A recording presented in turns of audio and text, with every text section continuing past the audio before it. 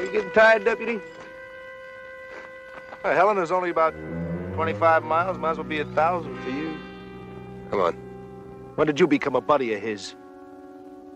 Dalton, you got a real prize package here. This here's Richard Kimmel, the man who killed his wife. Get moving. What was the point of that? Teach you a lesson. We're in this together. When we get ready to move, it's going to take the both of us. Now, if he had any ideas of letting you go, you're all gone now. The Fugitive. A QM production. Starring David Jansen as Dr. Richard Kimball, an innocent victim of blind justice, falsely convicted for the murder of his wife. Reprieved by fate when a train wreck freed him en route to the death house. Freed him to hide in lonely desperation, to change his identity, to toil at many jobs. Freed him to search for a one-armed man he saw leave the scene of the crime. Freed him to run before the relentless pursuit of the police lieutenant obsessed with his capture. The guest stars in tonight's story: James Ferrantino, Percy Rodriguez. Tonight's episode, Passage to Helena.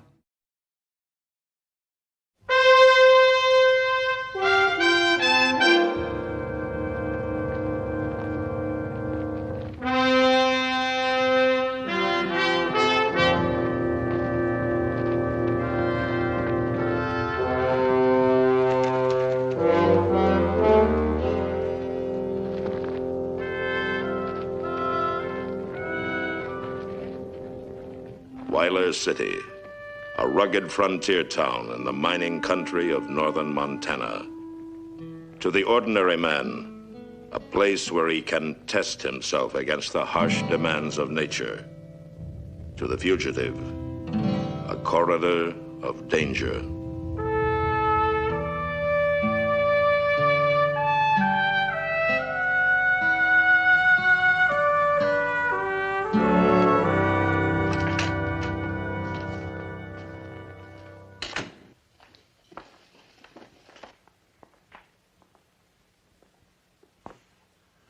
Yes, sir. What can I do for you?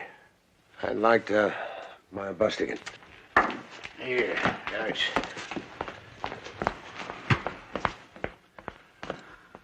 Yes, sir. Now, where'd you like to go? I'd like a ticket to Helena, one way, please. One way. A round trip's only $2 more. I only want to go one way. One way. Helena. One way to Helena. That'll be $3.80. Say, how about a haircut? Well, thanks. When's the bus leave? 2 o'clock tomorrow afternoon. Oh, I thought there was a bus this evening. There is. Only it's 40 miles out of Hollister with a broken rear axle. I told them that bus needed new shocks. Offered to sell them a set myself at 20 off. But no, they had to do things their own way. Is there any other way to get to Helena this evening? Well, outside of walking, I don't see what's to be done about it. I'll tell you what. You take this little note to my brother, Sam McGinnis. He runs the Weiler Inn. Now, he'll see to it that you get a good room at 20 off. Won't cost you more than $4 or $5, and it'll be all rested up for the trip tomorrow. Hey, now you got the time. How about a haircut? Half $1 off on Fridays. Well, thanks.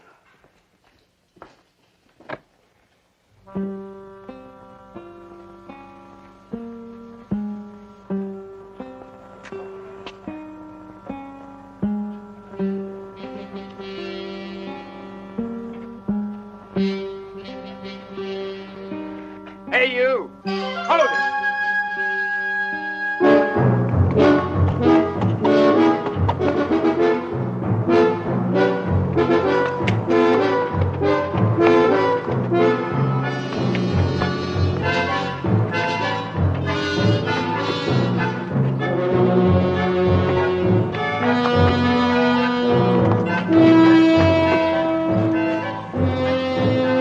told you, mister. All right, get up against that post. Come on, stretch out.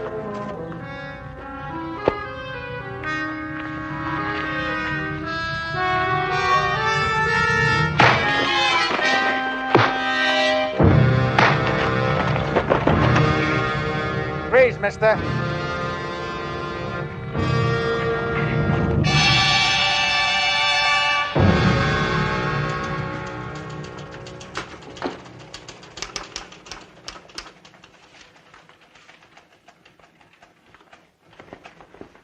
What are you working on? Oh, what else would it be? Oh, you can put it away. Well, it's a murder case, remember? Except I'm willing to go to court and swear that old man Gamion never had an enemy from the day he was born. He didn't, but it was still murder. Or I guess you could call it that. Do you know something else I don't? Coroner finished the autopsy. Oh, I know. That was a waste of time. A bullet through the head kills, or did they teach me wrong? Well, the bullet killed him, all right. John Gamion did it. His own brother? Mm-hmm. Oh, come on now, Emery. Those two old men have been living in that same cabin together for the past 30 years. I've never seen two men more devoted. That's right, but I was down to the hospital this afternoon, had a chat with old man Gamion's doctor. Gamion was dying. John knew it. Just couldn't stand to see his brother suffer anymore. Guess I better go pick him up, huh? No need. He'll be down by himself in the morning. Hey, you have a man you want me to see? Yeah, he's in there with Webb. Okay. Webb? Hi, Emery.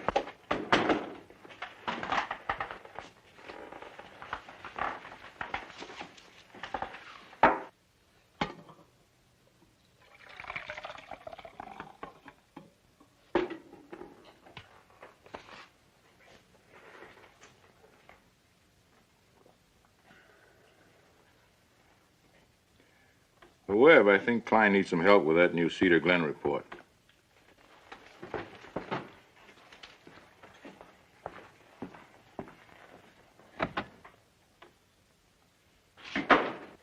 I'd like to know what I'm being charged with.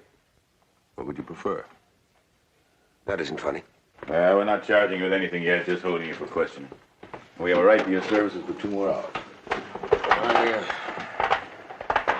haven't heard any questions. A green 1962 pickup truck was reported stolen. Belonged to a farmer named Pruitt.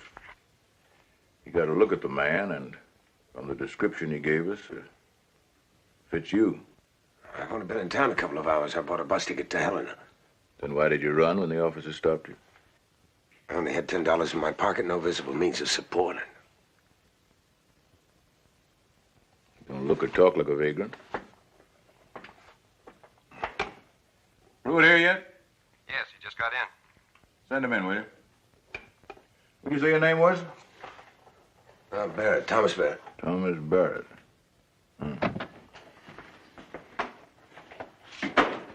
Good. Stand up, Barrett. Mr. Pruitt, Mr. Barrett. That ain't the man. You sure about that? He not only ain't the right one, he ain't even the wrong one. I told the officers what that man looked like. He don't look anything like him. Thank you, Mr. Pruitt.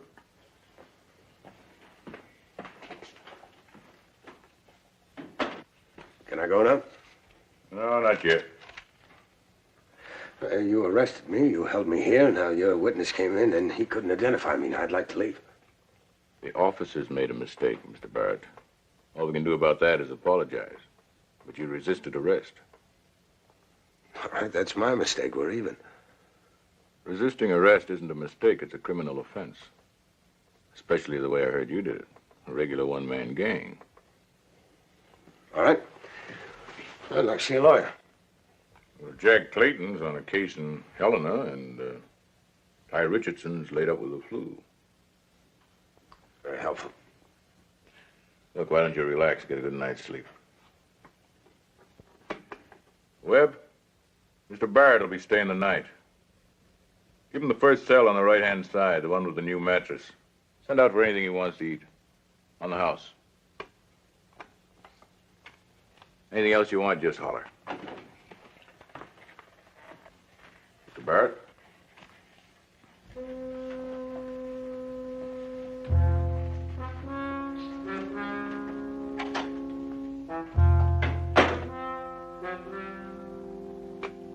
Line. Check Barrett against whatever wanted posters we've got lying around.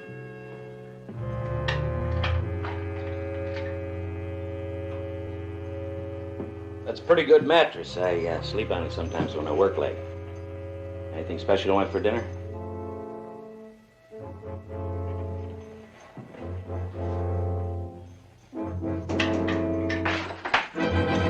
Welcome to the Sunny Palms Hotel.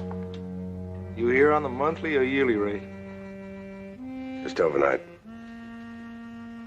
What would you do wrong? I resisted arrest. What would they arrest you for? Looking like someone. It's a bad policy. Here, catch. Pecan candy. Thank you. Oh, don't mention it. You eat that hash they haul over from Shipley's, you won't live long enough to get to trial. Say, who was it the boys had you confused with? Someone who stole a pickup. Wow. The only reason I ask is that it seems to me you look like somebody I seen once. Somebody I read about in a detective magazine. It's a hobby of mine. I like to read up on what makes people become killers. You look like this guy who killed his wife back east somewhere. Never been married. Well, that's the problems you run into, I guess. Having a familiar face. You take my brother, Harry Joe, for example. Anytime he strays from home territory, he's getting picked up for anything from chicken thieving to armed mayhem. Which ain't to say he ain't never done all those things.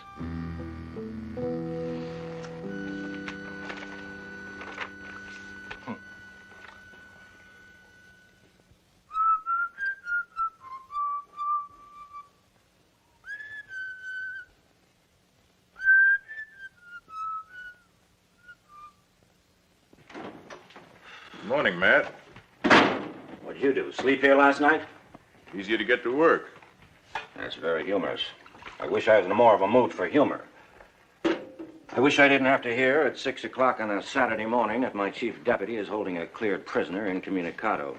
Well, he wasn't cleared of resisting arrest. Now, you read the report. It was like he was fighting for his life. I could make out a case for assaulting an officer. Well, if that's what you're holding him on, why didn't you bring him into court this morning for arraignment? Because arraignment means bail. This is the procedure. Now, if he gets out on bail, Matt, that's the last you'll ever see of him. On a misdemeanor, he's got to have rocks in his head. Not if there's something bigger out on him. Such as? Oh, I don't know yet. Nothing on him here. He's cleared. Checked him out. But I just got a feeling about him. You've got a feeling. What are you, a poet? You're a cop, and there's a book of procedure you're supposed to follow. Matt, if there isn't something big out on him, I'll buy you a new hunting hat. How are you going to hold him past this afternoon's arraignment? Won't be any arraignment. I'm taking him to Helena for identification. Well, you must be out of your mind. You've got an assignment in Deer Lodge, remember? I remember. Do you? Look, this isn't a possum hunt you're going on. I'm talking about Rafe Carter. I know who he is. Well, look, I'm going through Helena anyway. If there's nothing on Barrett, well, I'll just let him go. Carter's a killer, and you're taking him to hang. You and that kid deputy who's never fired a gun off the practice range. That's more than enough, and he's a good man. Well, it isn't enough. And if I didn't have the whole county to worry about, I'd send the whole squad with you. Well, if anybody's planning trouble, they'll expect me to take the main highway. I'll go the back road in the old pickup truck. Well, you think that way will be safer? Do you know what those mountains are like? I've been through there 100 times, and I grew up around mountain people, you know that. You were just a boy. You're a man now with a sheriff's badge on your shirt. You mean I'm a black man with a badge? Look, they wouldn't care if you were green with orange stripes. You're wearing a badge, and that's all Carter's friends need. Relax. I know what I can handle, Matt. I'm sorry, Dalton. You have to take Carter, but you can't take Barrett. Now, Matt. All right. Let him go. And when it turns out you let a wanted man loose, you can explain. All right. If you think you got something, go ahead. Take him with you. Thanks, Matt. Don't thank me now. Wait until you get back from Deer Lodge, if you make it there.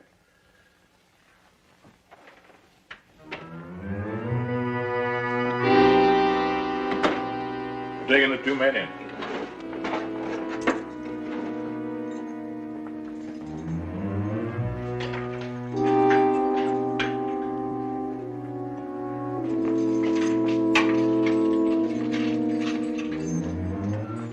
Time to go. To the courthouse?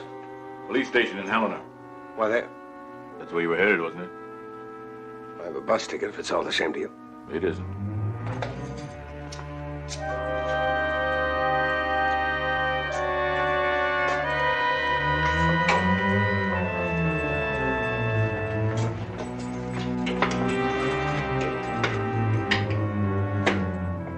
Well, looky.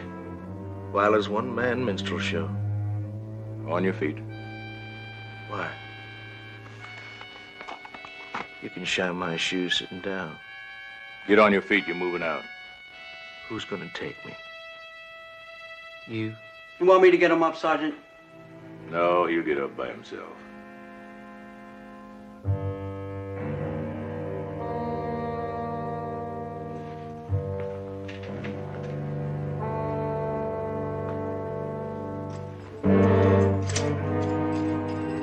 You're going through Rafe Carter's country. I think about that, boy.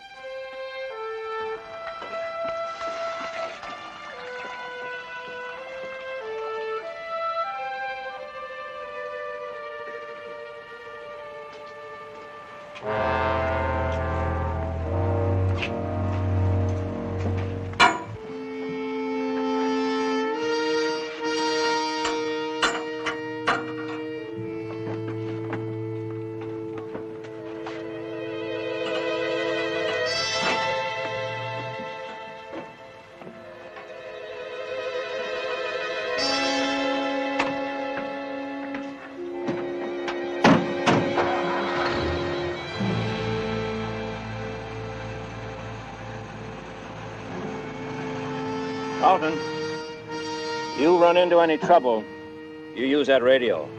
Don't be a hero. Yeah.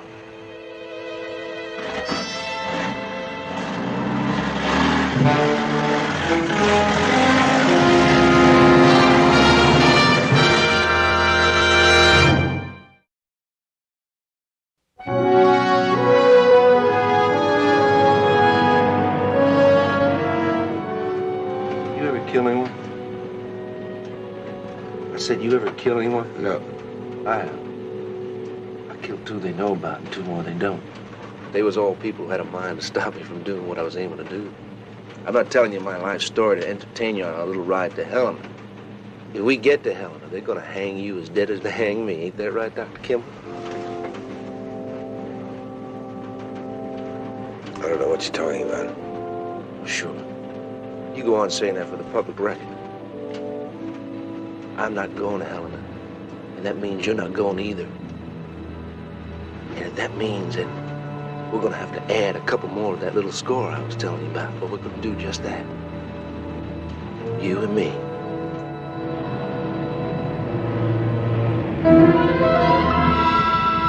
What's up? Gate shows 3/4 empty. It was full when we left.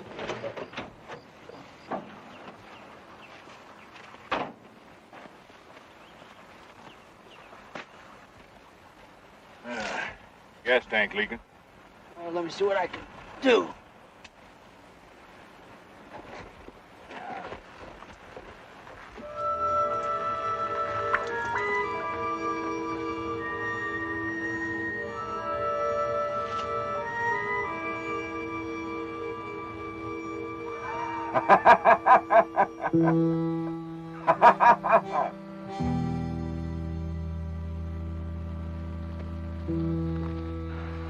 Like I tried to tell you, Deputy, ain't hardly anybody in these parts not a relative of mine. Wouldn't surprise me a bit if a few weren't behind those rocks. Or those bushes over there.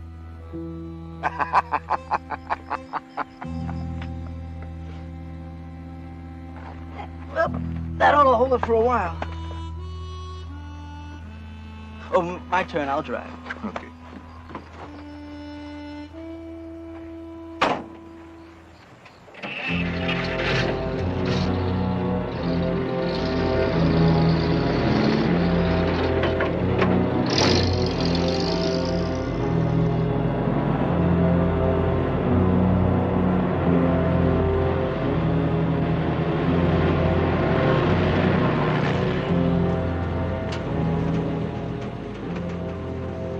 What's on your mind? But for the grace of God and you, that could be me back there. Oh, me? But if you didn't take me in tow when I was a kid. All right, son. Just keep your eye on the road. That Carter sure got a lot of hate. Haven't we all? Doesn't that bother you? Sometimes it does, sometimes it don't.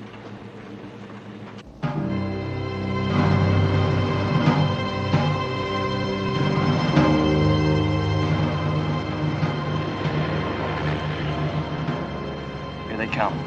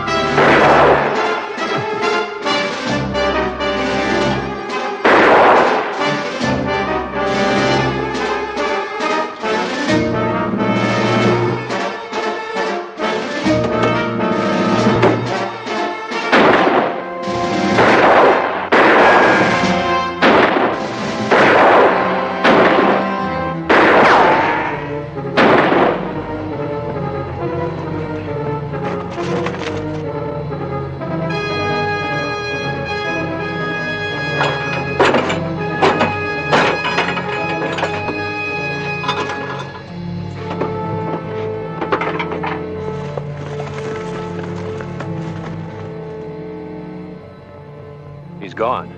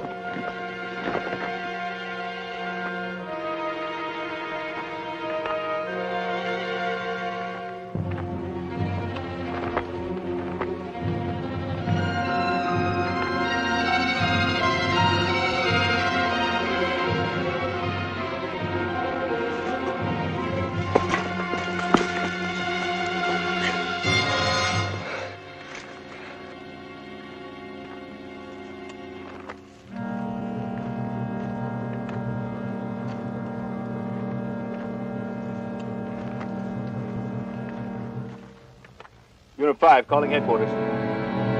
Unit 5, calling headquarters. Unit 5, calling headquarters.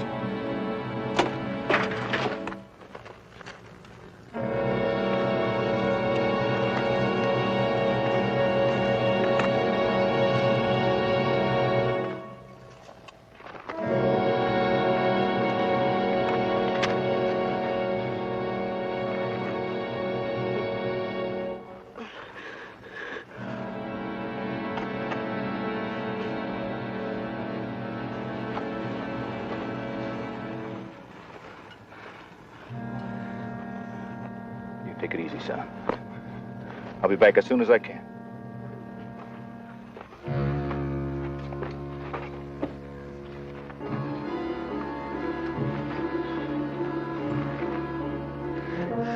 It's a mile to the river. Once we get past that, it's another mile to my cousin Tyler's place.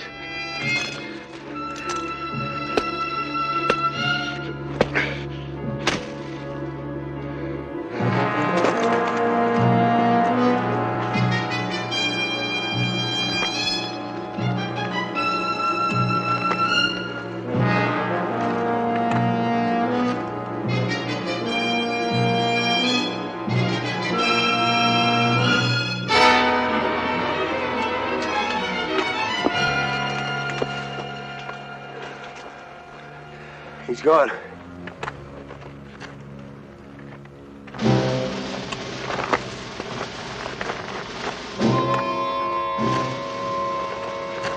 No. He ain't gone. Not yet.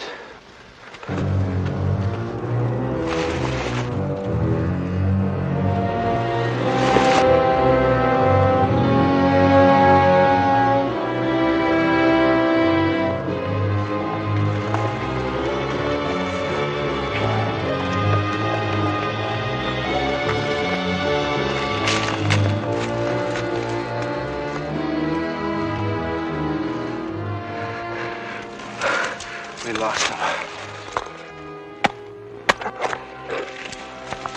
I'll take care of yours when we got more time. Come on, let's go.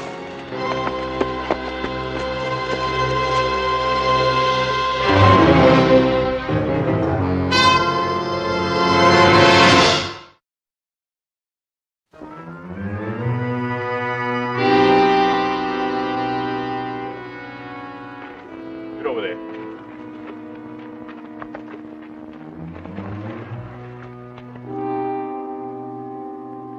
You better let me take a look at him. Stay where you are. I've had experience with this sort of thing.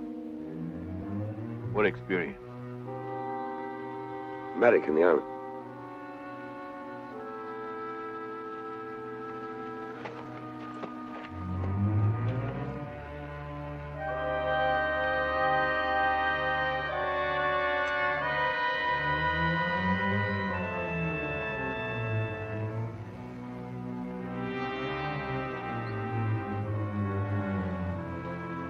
He's dead.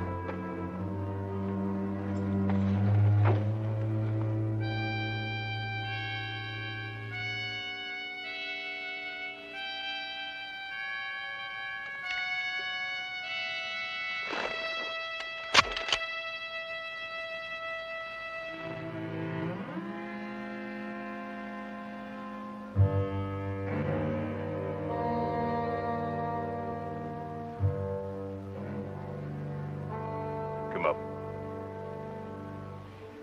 Put him in the cab of the truck.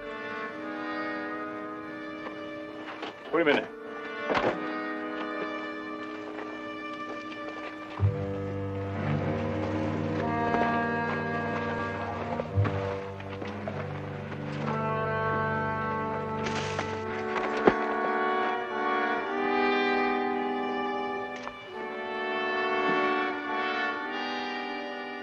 I'll take care of that leg for you.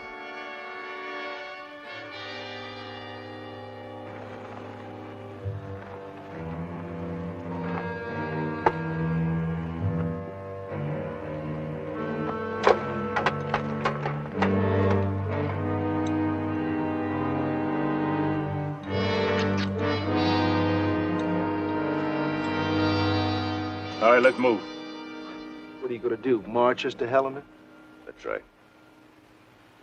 One of those bullets must have bounced off your thick skull. Helena's 40 miles. You'll drop dead before we get 10. You walk much on that leg, you'll wind up losing. Thanks for the advice. Now let's walk.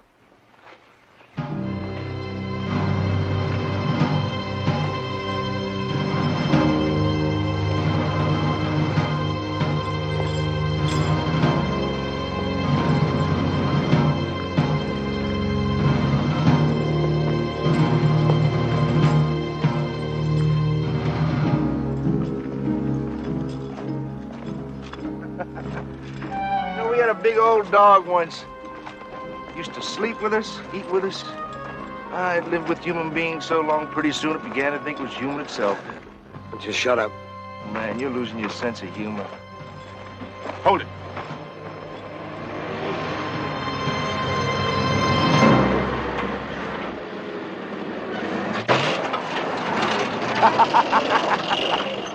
Hey, that's Big Ben Wilson. He's got a mighty big mouth. Oh, word's gonna start spreading. Up there. Get walking.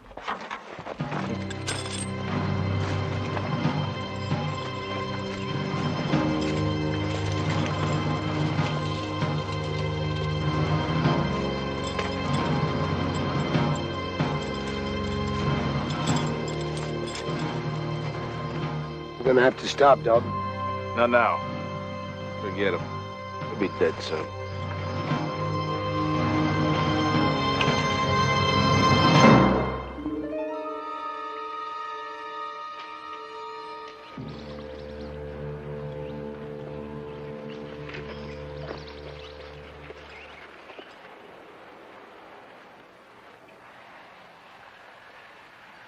Is the water contaminated? Where's that creek come from? Spring or runoff water? I forgot. Is it contaminated? Well, there's one way to find out. We need the water. He needs it worse than we do. I know what water to drink. He don't. Might give you a bad bellyache. Ain't that right, boy?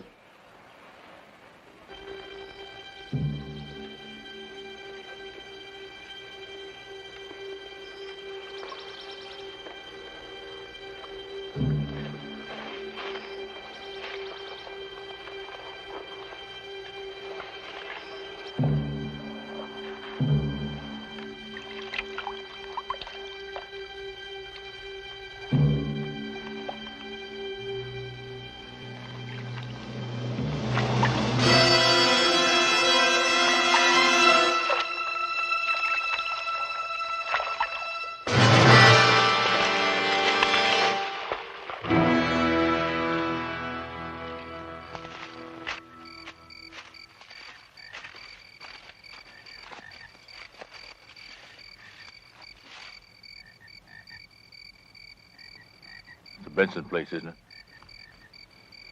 That's right, boy. All right, let's get moving. That's Laura Benson's house. Widow of my friend Tom. We're gonna be all right now. You just be ready to move when I do.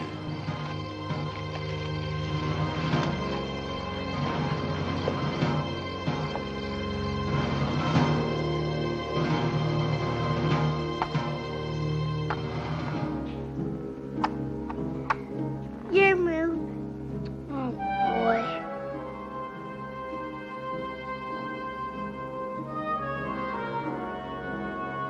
Tom, take your sister in the kitchen and close the door.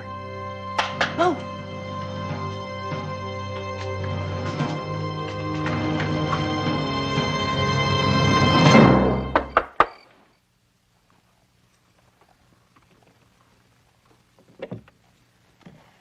Excuse the intrusion, ma'am. Who are you? What do you want? Chief Deputy Emery Dalton, Wilder County Sheriff's Office. You have a telephone here? No, we don't. Have an automobile? No. We're poor people, mister. I'm on my way to Helena with these two prisoners. Had an accident back on the road and one of my officers was killed. I'm gonna have to ask you to put us up for the night, ma'am, until we can get back on the road again. I'm a widow and there's 2 children in this house. It ain't right to bring criminals in here. There won't be trouble in you, Annie. You have my word.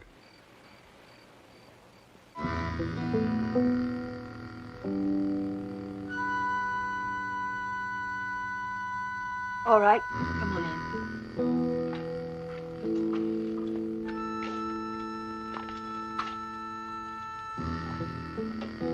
I'll see if I can find you something to eat and drink. Most grateful, ma'am. This way.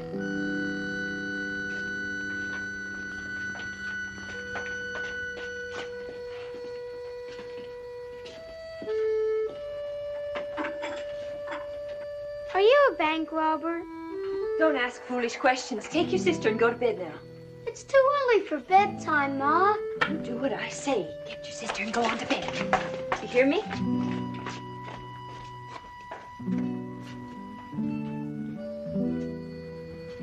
Can I help, ma'am? Well, you can get the cups out of that cupboard.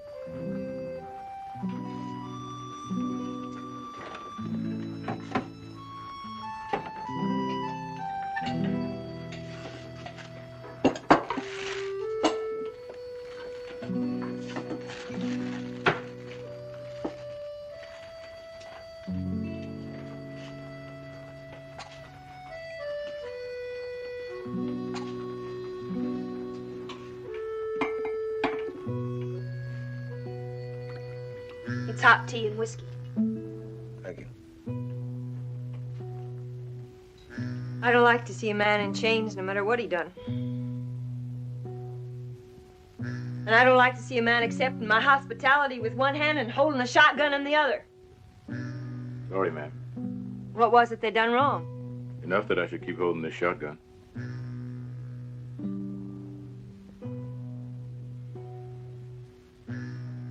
Appreciate what you're doing. I want you to know that.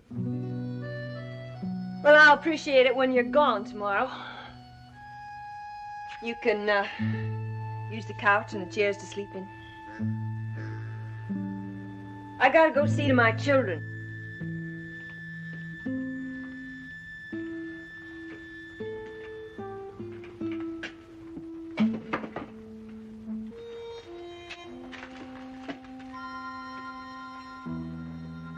You know, back in Wilder, I was sure I had myself a wanted man.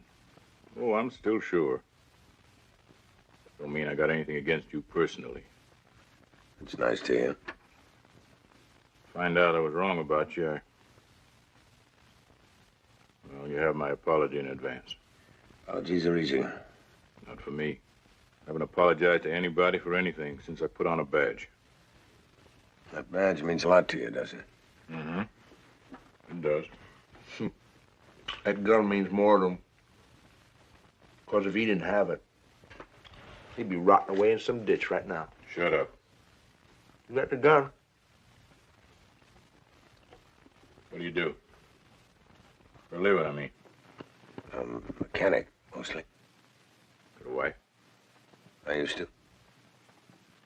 Women have a place in a man's life, but they don't tell him what he is. Man's work. That tells him what he is. Why is it so important for you to get me to Helena? Find out who you are. I told you who I was. Thomas Barrett. Who'd you kill, Barrett? I didn't kill anybody. Well, now, why don't you ask me? You know something about him? No. I just felt kind of left out. I thought maybe you forgot all about me. Not a chance. You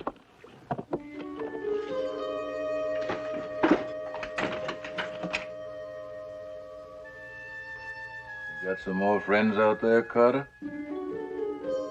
I don't know what you're talking about. Get up. Come on.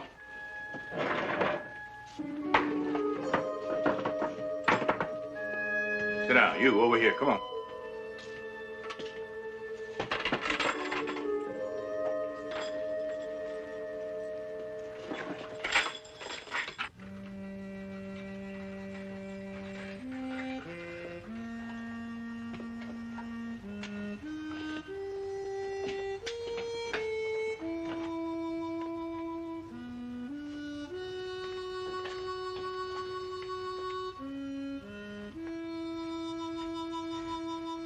What's happening, Rafe? Why are they taking you away? Who is this man? Forget him, Laura. This ain't your trouble. I'm not prying, Rafe. It's that it hurts me to see you like this. You're a good woman, Laura. I don't want to bring my troubles down around your head. I wish.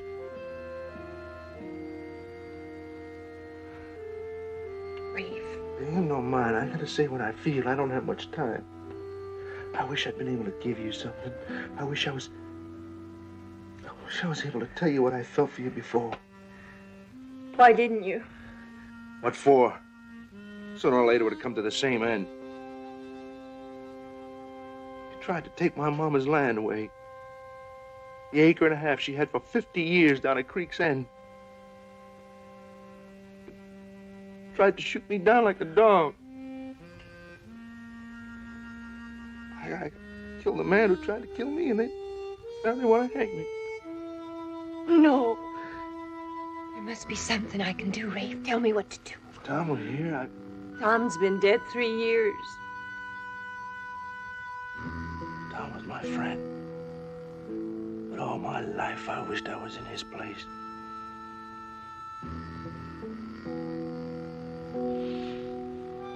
Set me free, Laura. I'll come back for you. We'll go off together somewhere I can hold you close in peace. Just set me free. Very touching. Nothing out there but an old bobcat must have wandered down from the mountain. What were you telling me? What a noble and persecuted hero you were? Well, that doesn't matter. Where you're going, it don't matter what kind of stories you'll be telling. No. Sorry, ma'am. He's a killer. Killed a man and a girl for no good reason, except maybe they said something wrong to him. Go on, tell her, Carter. Tell her what kind of man you are, the kind of courage it takes to kill a 17-year-old girl. Get out, Laura. Get out!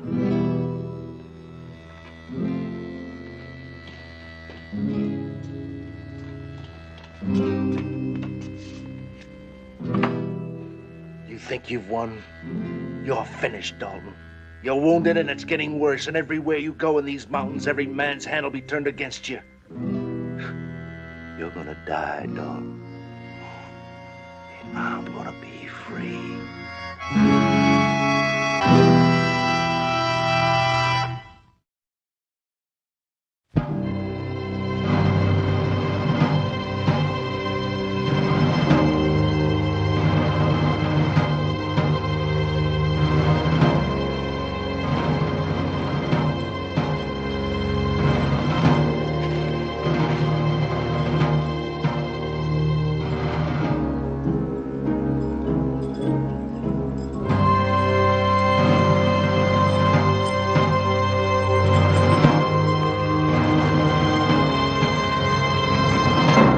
Tired, Deputy?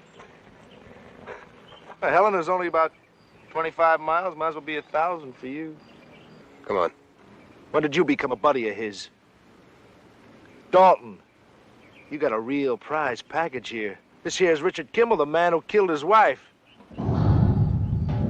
Get moving. What's the point of that? Teach you a lesson. We're in this together. When we get ready to move, it's going to take the both of us.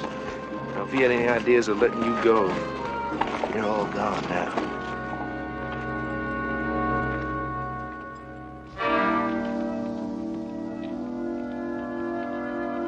Look here.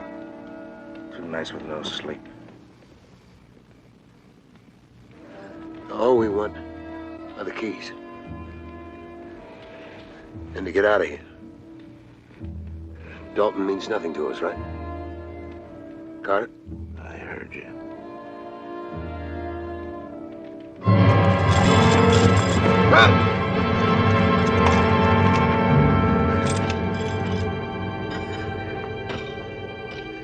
All right, take the gun out. Easy. Throw it over there. Get the keys.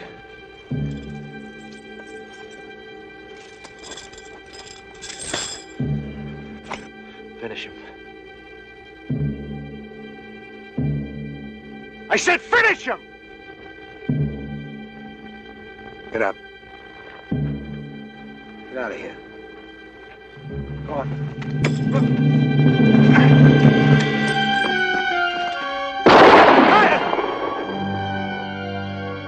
Carter, we're free. Come on, let's get out of here. Nobody puts me in chains, especially him. Now get out of here or I'll put a hole in your gut.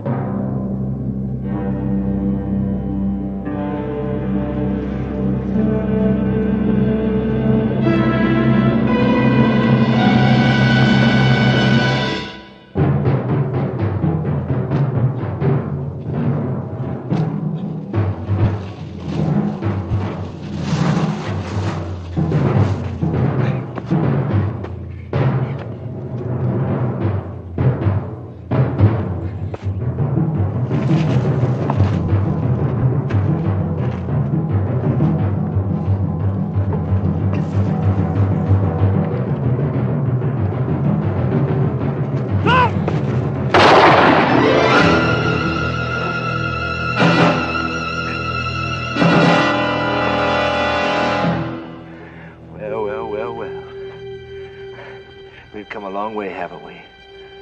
I've come a long way to get free, and you've come a long way to die. You know how many men I killed? 4!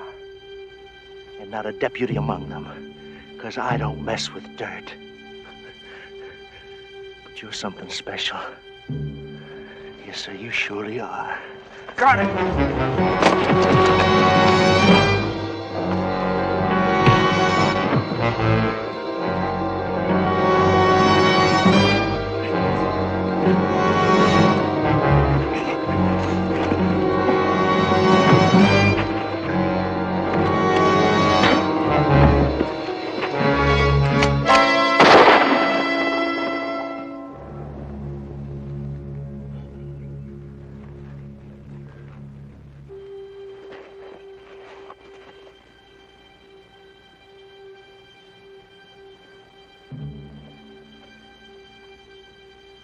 I can't let you go, Kimball.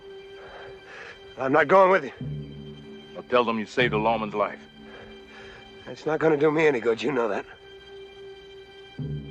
Gotta take you in. But after that, I'll help you. I promise. I never killed anybody. Maybe you didn't. But I can't give you a new trial here. Well, that's why I can't go with you. Can't let you go, Kimball.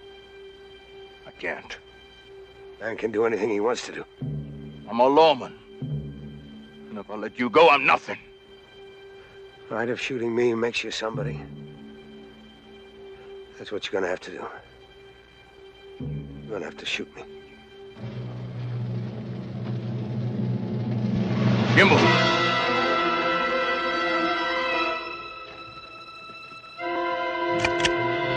Kimball!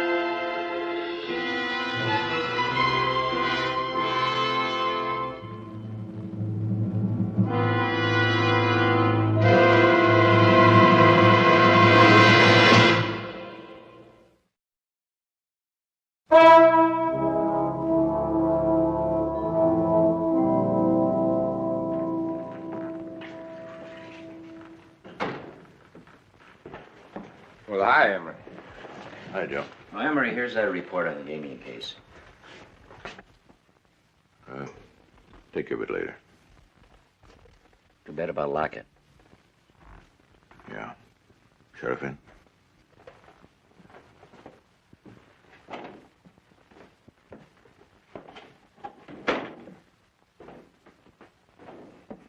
Yeah, I have the report in front of me right now. By wire from Helena.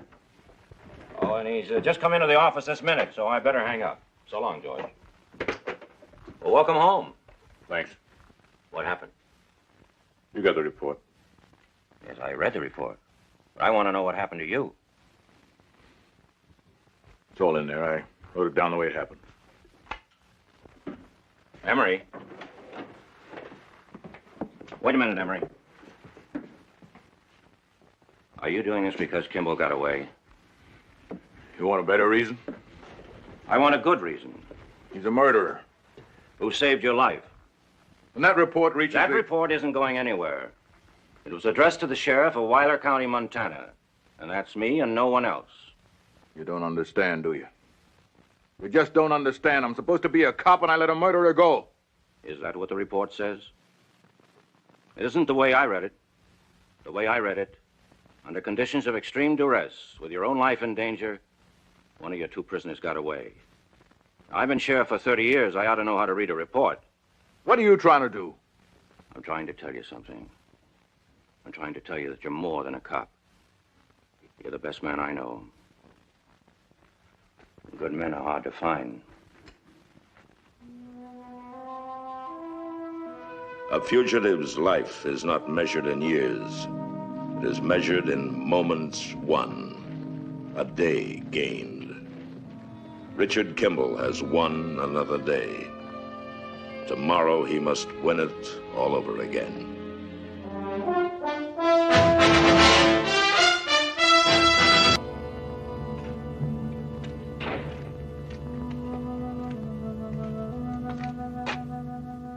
Hey, someone's coming. Jimmy, I know you're in there. It's Papa.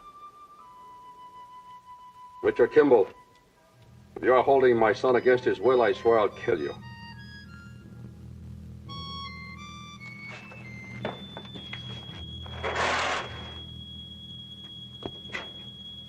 No one is holding me against my will, Papa.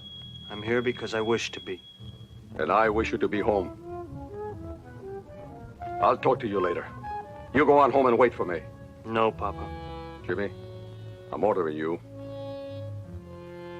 You will not defy your father. That man in there is a killer. I'm going to take him prisoner. The Fugitive. A QM production. Starring David Jansen as Dr. Richard Kimball, an innocent victim of blind justice, falsely convicted for the murder of his wife. Reprieved by fate when a train wreck freed him en route to the death house. Freed him to hide in lonely desperation, to change his identity, to toil at many jobs. Freed him to search for a one-armed man he saw leave the scene of the crime. Freed him to run before the relentless pursuit of the police lieutenant obsessed with his capture. The guest stars in tonight's story, Gilbert Rowland, Michael Ansara, Tom Nardini. Tonight's episode, The Savage Street.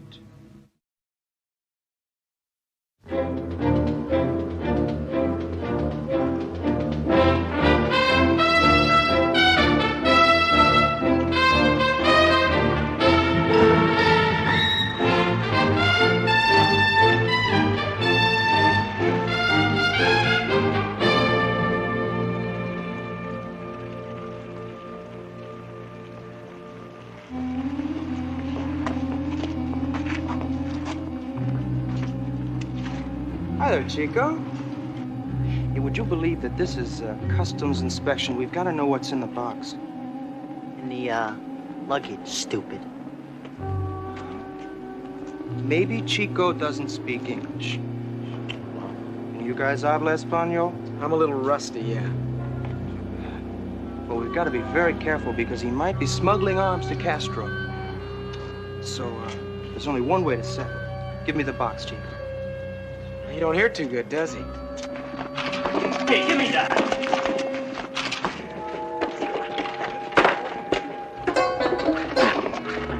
Little attitude. Play us a tune, Cotton. Come on. Play us a little tune. Oh, that's lovely. Beautiful instrument. Nice. You got it.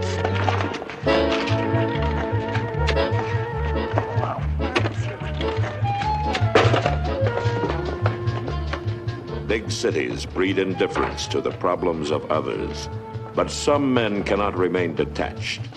Men like Richard Kimball and involvement can lead to danger. Come, Ray. Come. Okay, come on. Let's go. Who invited you in? Well, there were only three of you. I thought maybe you could use some help. You're a riot. Oh, you just wanted to look at the fiddle. All right, come on, guys.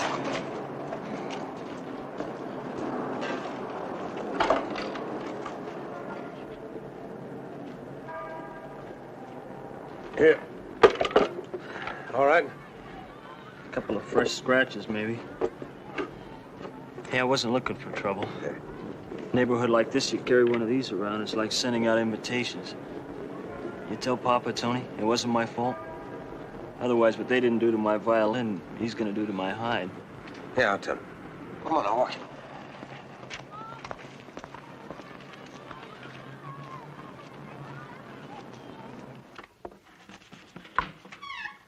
Hello, Tony. Yes, sir.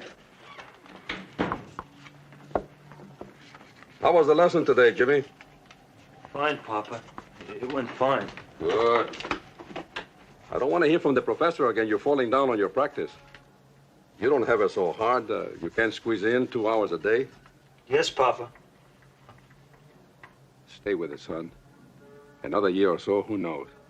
Maybe your own recital. It's possible. You read in the papers all the time about kids no older than my Jimmy. Prodigies, they call them. Senor, prodigies. To be blessed with such a gift is just like having a saint in the family. For my son, the world. All that is good and beautiful.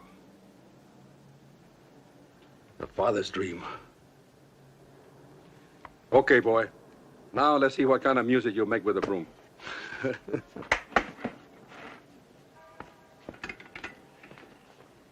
Hey, Tony. Mercedes wants you to stay for dinner. She's going to have chuletas de puerco. You like the moros and cristianos?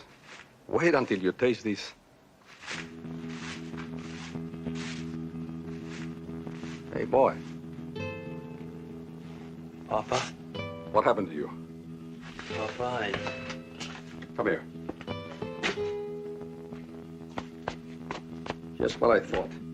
And you promised me you wouldn't fight anymore. I know, Papa, but... I know you know. You know better than anyone. You won first prize in a good citizenship contest. It wasn't his fault. He couldn't help it, Hunter. There are two sides to every street, aren't they? Maybe the boy didn't have a chance. He can run, can't he? Coward runs. Would you want that name for your own son? Coward.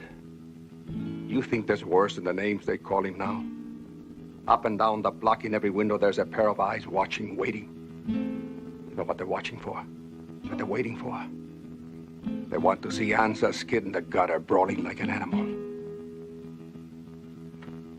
That's what they want you to be, son. You know that. Why do you think I'd buy you a violin instead of a switchblade? Papa, what are you gonna do? They attack you, didn't they? They attack you with no provocation. I'm calling your Uncle Miguel. The police. Ansa, they're growing up. And in a big city, fighting is part of growing up. I don't want to see you do this.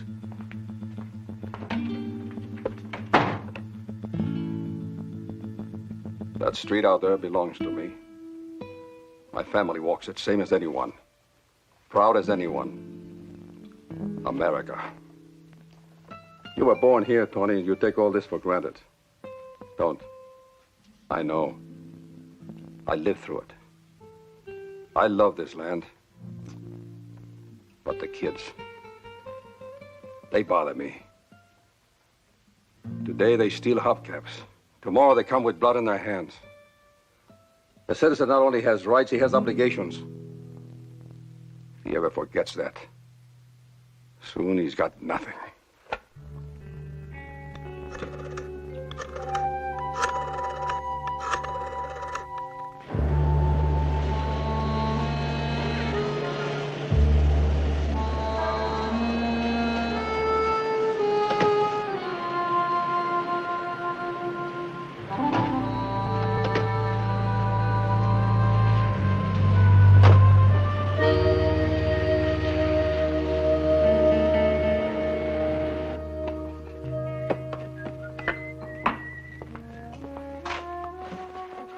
Why don't I make these deliveries now? The trucks are back, isn't it?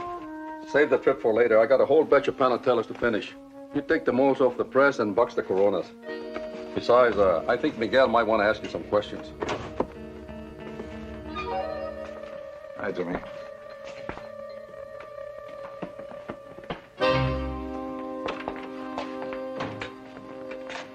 So you're having a little trouble, huh?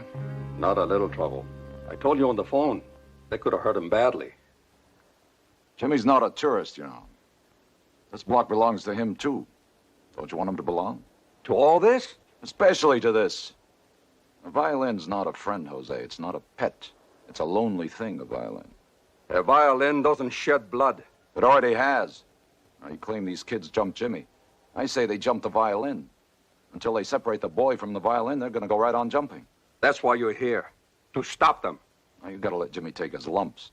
Let him do the separating, boy from violin. Once they accept him, they'll accept the difference. He should stand and fight all the time. Is that it? Of course I'm saying fight. For self-respect, for acceptance. His, theirs, win, lose, draw, doesn't matter.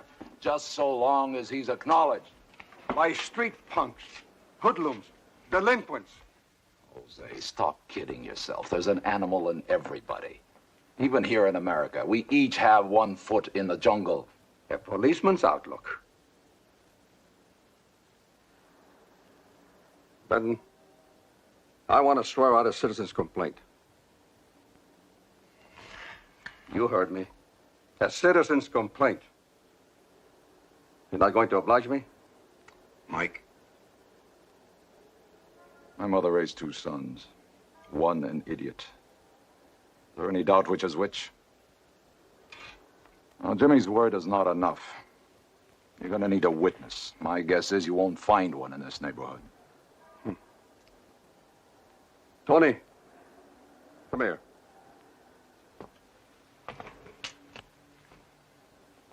Tony, this is my brother Miguel.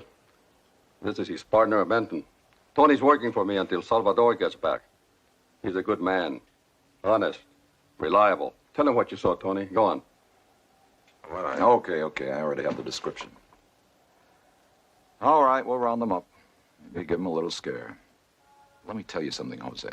I know those kids. They're not so bad, not like some around here. No blades, no zip guns, no tire chains. But you start leaning on them a little too hard, you can't tell which way they'll fall. All I want is my family to be protected. You think I'm wrong? I think you're wrong about a lot of things. That's your privilege. Unfortunately, somebody else may have to bear the consequences. Miguel, if he were my Jimmy, witnesses would be lined up 10 deep. Maybe. But you'll never know for sure, will you? Foster.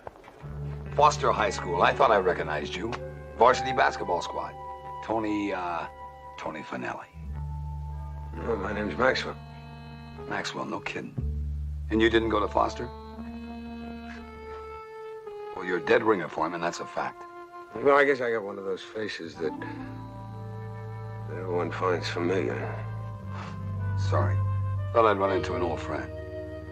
Anza, Jimmy.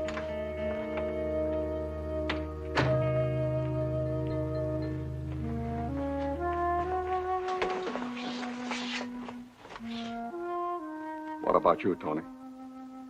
You think I'm wrong, too? I don't know. I think you do what you have to do, that's all. Yeah. For me, the cane fields, tobacco plantation, now this. I make cigars. It's as far as I can go. I know it. I accept it. But for my boy, for my son, I want people, even royalty, to bow their heads.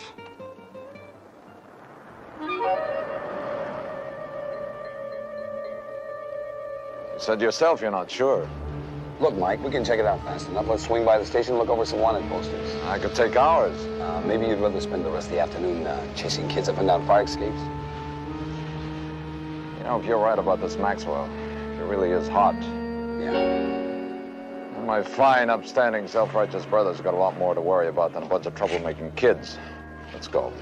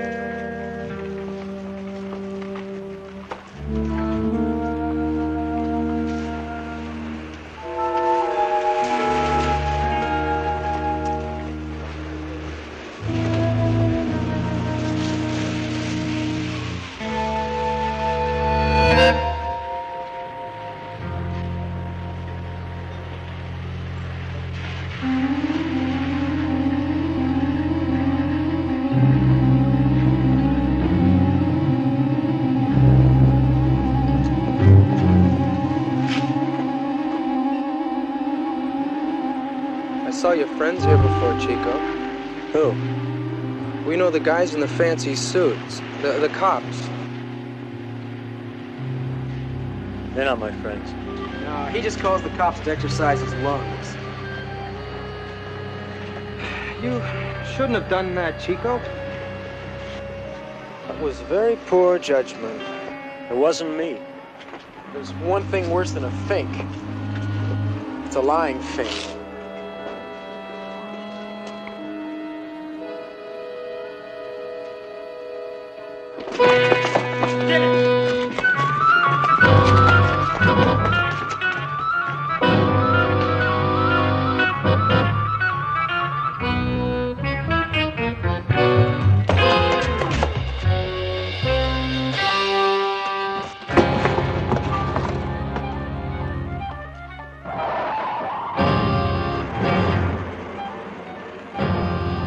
Ollie! Hot! Come on, cool it!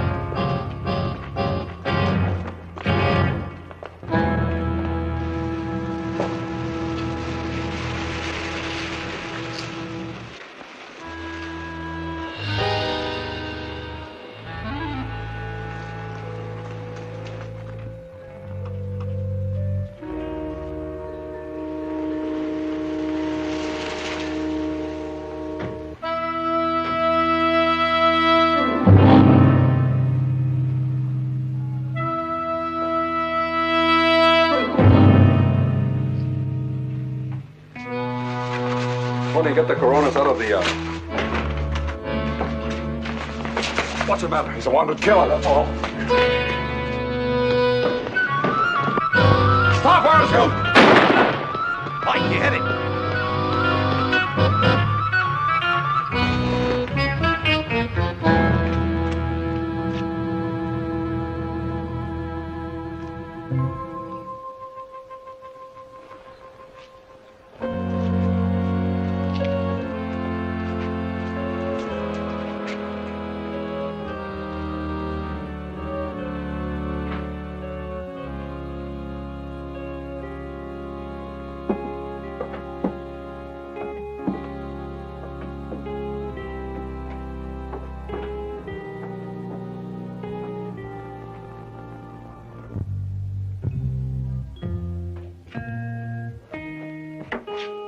Tony, what are you doing here?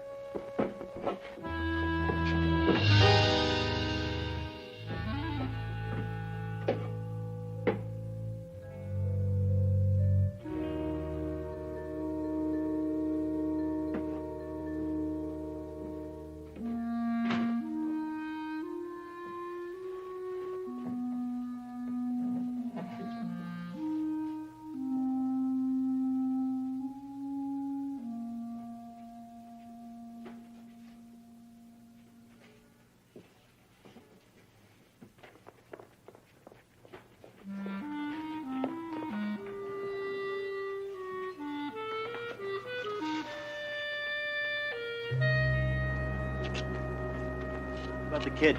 Forget about the kid. I heard one of the cops say that Tony guy's a killer.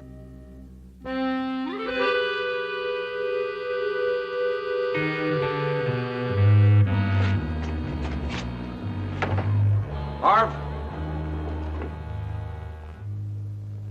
Harv? He's gotta be here someplace. Hell, if he is, no one's talking. Better get help.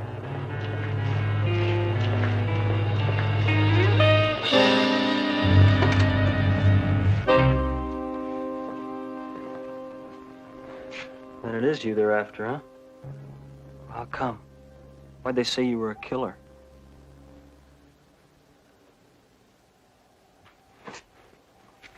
Looks pretty bad.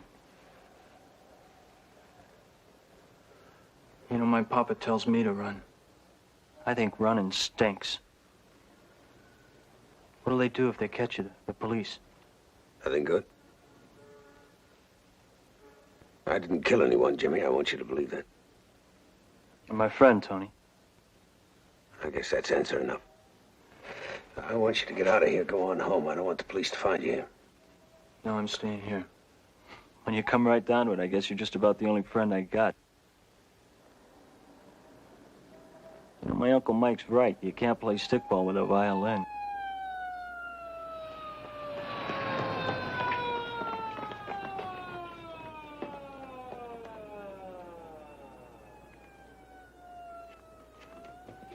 Can't go outside, they'll grab you right away. The basement's no good either.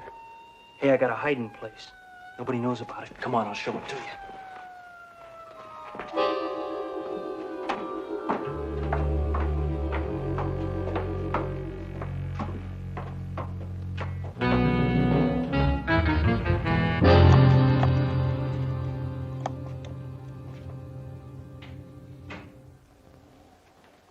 Mercedes, put away the company china. Tony's not coming for dinner. I heard. It's on the radio. The whole neighborhood swarming with police. They're making a house-to-house search. He killed his wife, they say. He did more than that. A man that I liked, that I trusted. We took him into our home, into our hearts. And now he repays us by bringing us trouble from the police. We didn't know. They won't believe that. It means trouble, Mercedes. Ah, that's silly. People understand. It could happen to anybody. It happened to us, the Anza family. We live in a glass house. And in this house, we have harbored a murderer. Is he practicing? What? The boy. He must practice all the time, Mercedes. We must keep after him. Never give him an excuse to let up. You wish him practicing, you shouldn't keep him running errands all afternoon. Errands? What errands? I sent him home an hour ago. He didn't come home?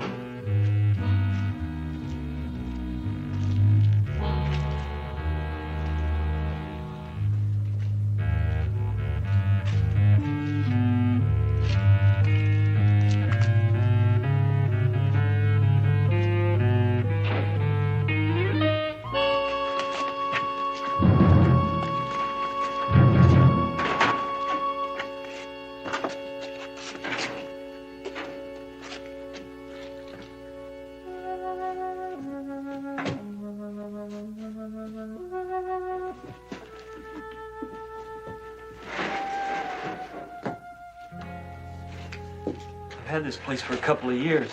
Nobody knows about it. Guess I know what you're thinking. It's kid stuff. Junk, mostly.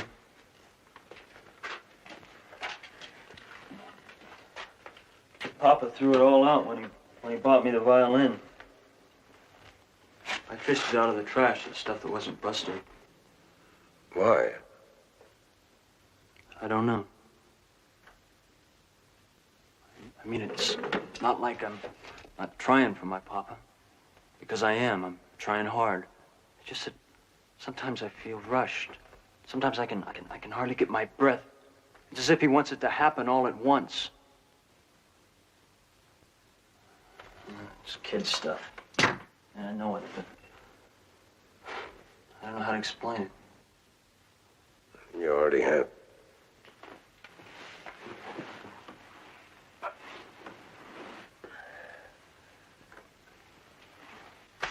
Oh, no.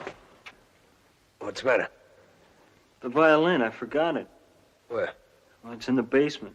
Papa will kill me if anything happens to it. He gets so mad all the time.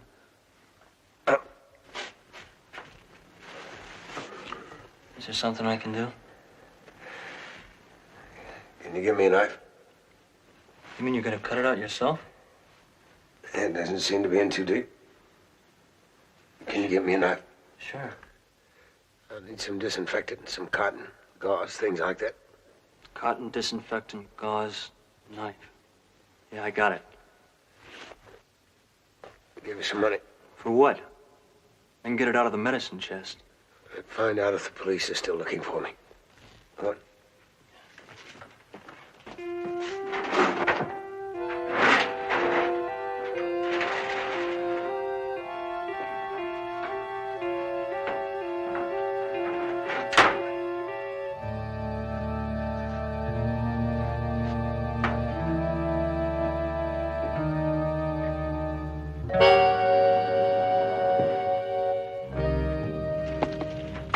Tony, it's like New Year's down there. The whole street's barricaded. Everybody's standing around watching.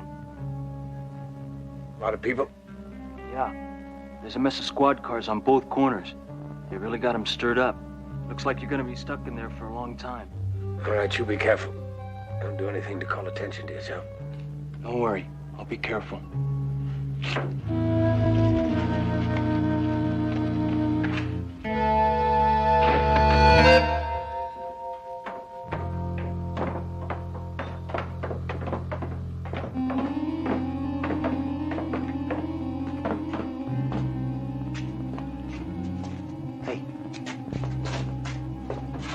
What did I tell you, huh? Looks like we hit a jackpot. They said Kimball got hit, didn't they? Yeah. Well, looks like he found himself a friend. Right. You know something? We got ourselves a bargain. Kind of 2 for 1.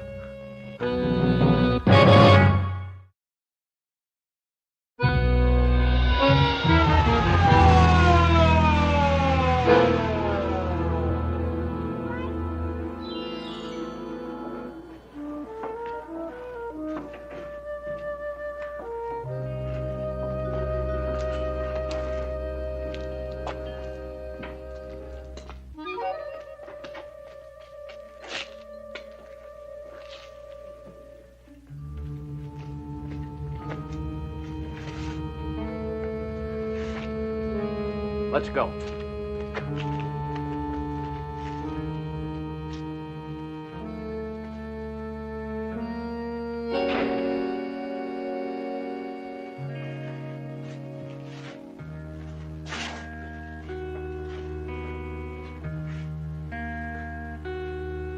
Let's face it, you guys botched it.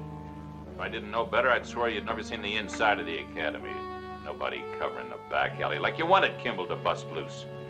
As far as we knew, Kimball had no idea we were coming. He lit out even before we got there. That he did for a fact. What I can't help wondering is how come. How come, Harrigan? Kimball isn't equipped with built-in radar. At least not according to the make I received on him. It was just you and him in that cigar store, right? And a customer. The customer had just left, and then suddenly, pow, without a word, Kimball zips past you and out the back. That's what you want us to believe, right? Yes, because that's how it happened. Okay. They sure protect their own. What's that supposed to mean, they protect their own? Mike! No, I want to know. I want to know, too. You explain that, Sergeant.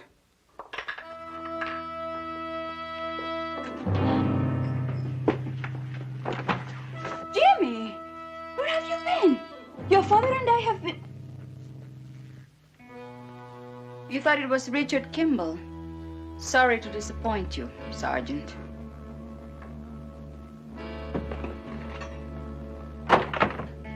Go to your room, young man. Your father will deal with you later.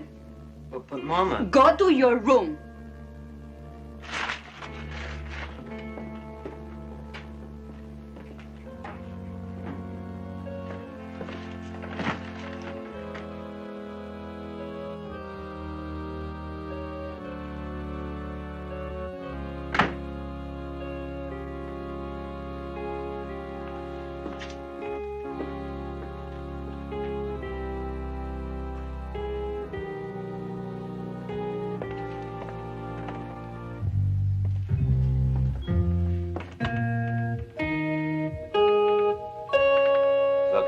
Went through your mind. I can even sympathize with it.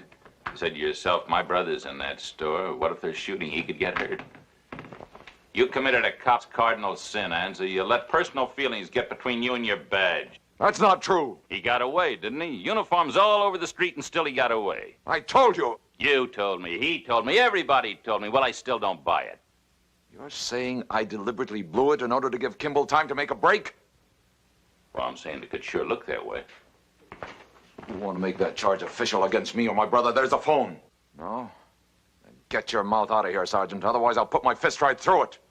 People were feeding me knuckles before I kicked the lollipop habit. I ain't got a tooth in my head I can call my own. Well, I'm not saying that your proposition is without merit. But if it's all the same to you, I'll take a rain check. Okay?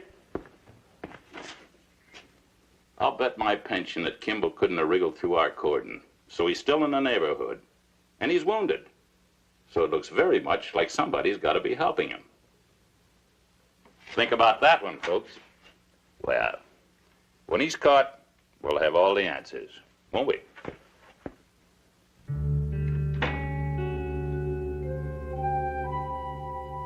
Catch him, Miguel. Catch him so that lousy sergeant will know we're telling the truth. We'll catch him. Miguel, if what he says is true, that somebody's helping this Kimball, what will they do to him? He'd be in a lot of trouble. Helping a wanted murderer to escape, that's enough trouble for any man. Right, Hard? It'll mean one good Samaritan on his way to prison. Well, neither of you knows anything you're not telling us. You think we are hiding this murderer under the bed? Well, why don't you look and see? Go on, take a look. Calm down. Nobody's accusing you of anything. Or do you want to take me down to your police station and play the big policeman with me? Okay, forget it. Come on, Hard. We're not earning a pay hanging around here. How do you stand him? He likes my cooking.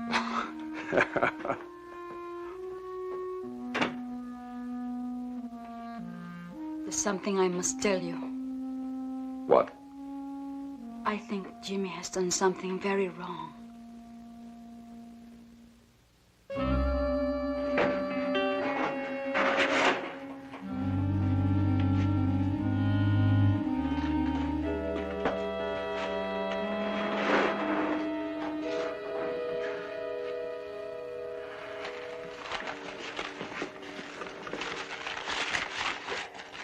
Have any trouble?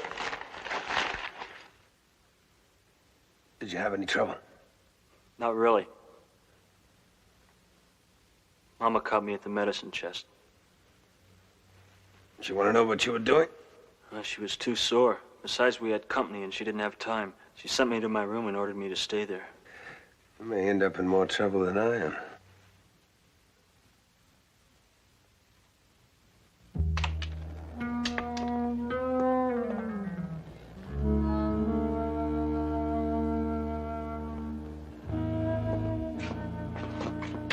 Hey, man, what are we gonna do, huh? We're gonna sit here all day or what? Will you relax? He'll be back. Supposing he ditched it here on purpose. What's the difference? He'll still be back. If you're wrong? What if I'm wrong?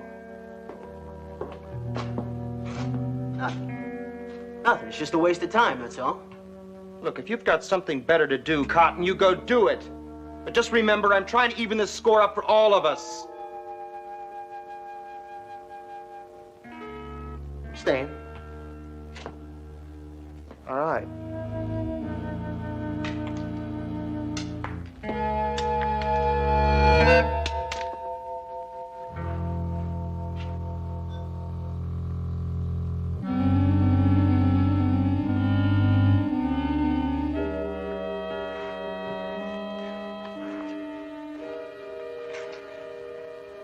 Doesn't even look like a bullet. It did once.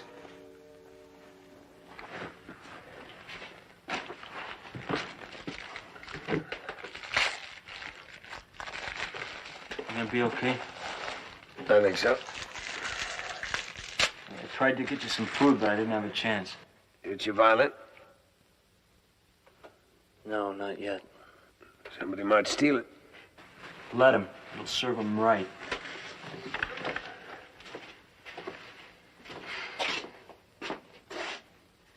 You want to know something?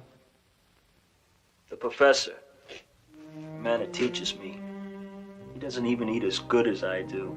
The place he lives in, it's a one-room flat. The bathroom's down the hall. He's played in symphony orchestras in every country in the world. My papa thinks to be a violinist is to rule the world. You know what you get if you're not first violin? For everyone, it's not 2 cars and a home in the country. Well, I don't think your father was just concerned about the money. I think he wanted you to have respect. Me to be better than him. That's what my papa wants. What's wrong with him? Just because he's ashamed of what he is, it doesn't mean I am. There's people all over this country and they send for his cigars. Big men, important men. Bankers, movie producers, even a United States Senator. Now tell me, isn't that respect? He's a #1 cigar maker, my papa. And what am I? A #1 musician? I don't know if I ever will be. Well, I think the point is you should try, Jimmy. I'm a doctor. At least I was a doctor. I became a doctor because my father wanted me to. was at about the age when I wanted to be, I think, a baseball player. But I became a doctor. I'm not better than my father. I just had a better. That was his gift to me. My gift to him was accepting it. Why don't you go get your violin? You be okay till I get back? Yeah.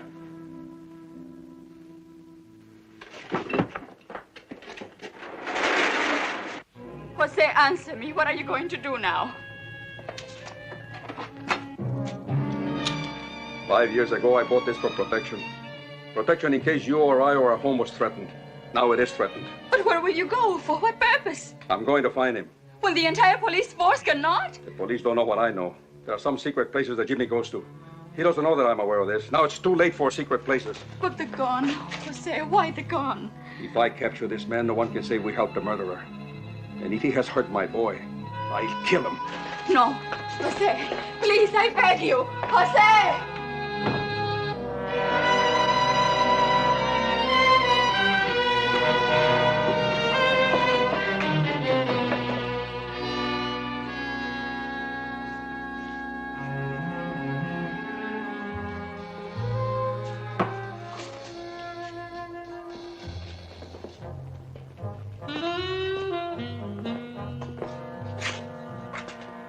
Okay, Chico, where are you hiding? Where are you hiding him, Chico? Man, you tell us you could save yourself an awful beating. Yeah, I don't know what you guys are talking about. But you might as well just start your beating. Chico, do you really want to take us on? One at a time. Sure. You really think you could? You afraid to try? All right, Cotton, he's all yours.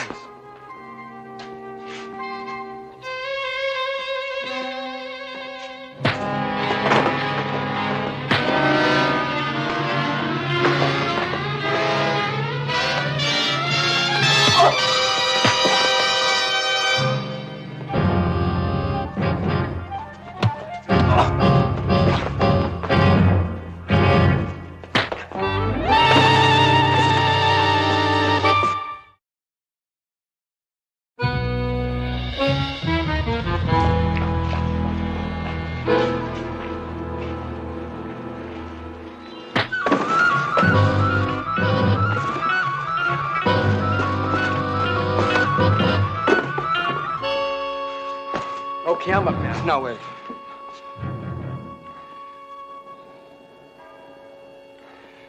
I think Chico's made his point.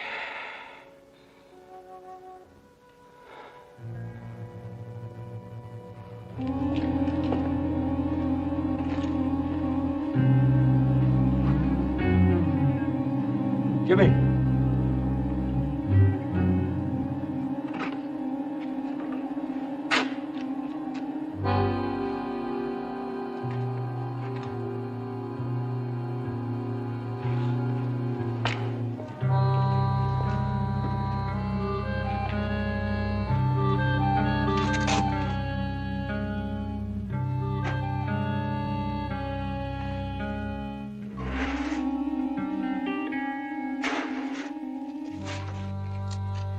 It's okay. They want to help.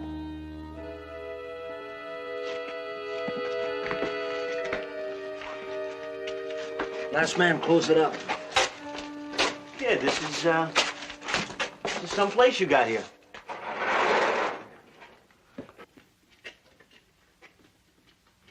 But, what about you, mister? Chico here says that you took some kind of a bum rap, but he's a fan. And we ain't heard it from you. I didn't kill my wife. That's what you want to hear. Well, you'd say that even if you had. Probably, wouldn't you? Yeah. Chico passed on you. I guess we can go along, huh? Okay. Now, the first step, I guess, is to get you down to the ground level. There's a warehouse a couple of doors from here. The cops have already gone through it with everything but a Geiger counter. Then we gotta figure out a way to get you past the barricades. It's gonna take some doing. They got this neighborhood locked up tight. Didn't I tell you it'd be okay?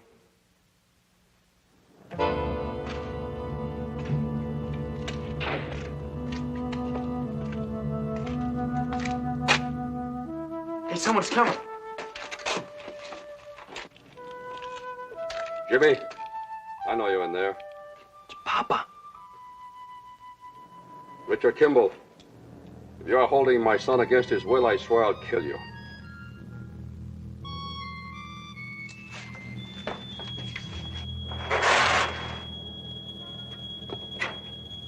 No one is holding me against my will, Papa. I'm here because I wish to be. And I wish you to be home. I'll talk to you later. You go on home and wait for me. No, Papa. Jimmy, I'm ordering you.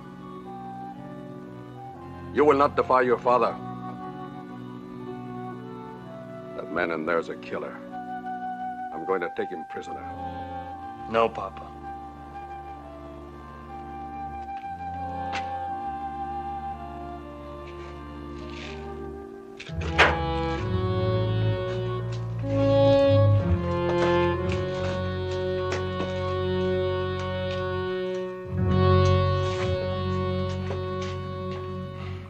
Gonna have to wade through us all, Mr. Hansa.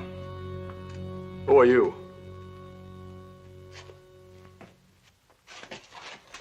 These are my friends, Papa. You know what you're doing? Any of you know what you're doing? Yeah, we're doing our good deed for the day. I don't understand. Why? Because he's innocent. You don't know he's innocent.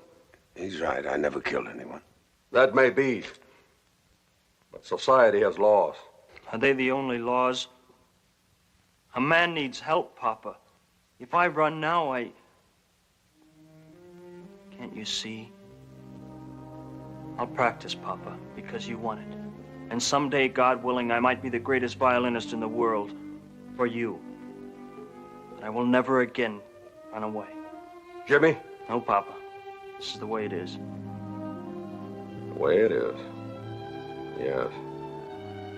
When I was your age, I was in the cane fields. Already I was a man. And now I think you are, too.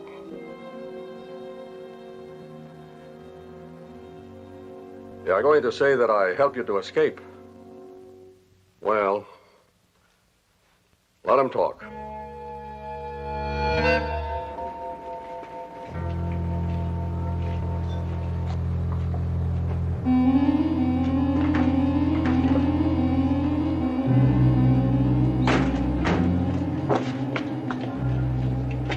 Okay. You all know what to do. Jimmy, no matter how many questions they ask you, all you know is that I'm out on deliveries and that I'll be back soon. Understand?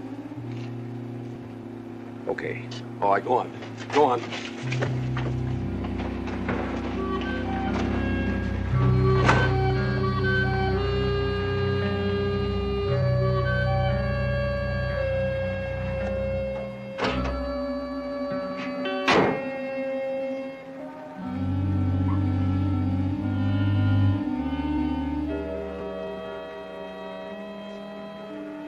You never told me your religion. You got one. Now's the time to get in touch.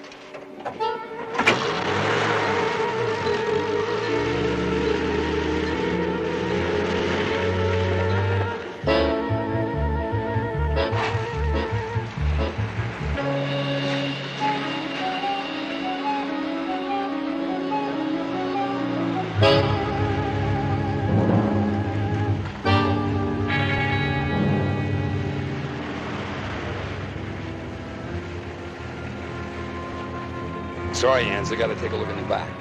Is it open? No, it's locked. Better open it.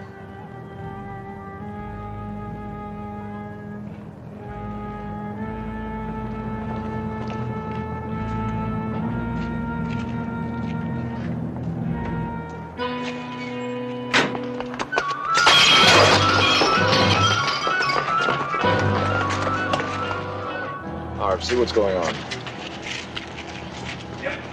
That looks like my shop. Aren't you going to help? You better open the truck.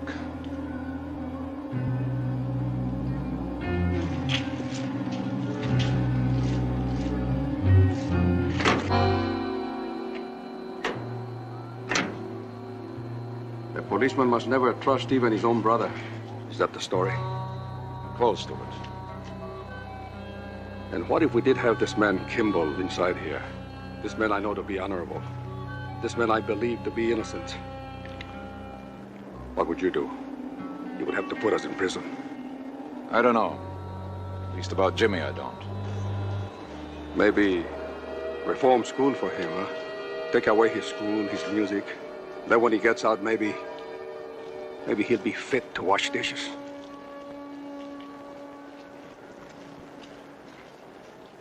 Open the door. I said open it.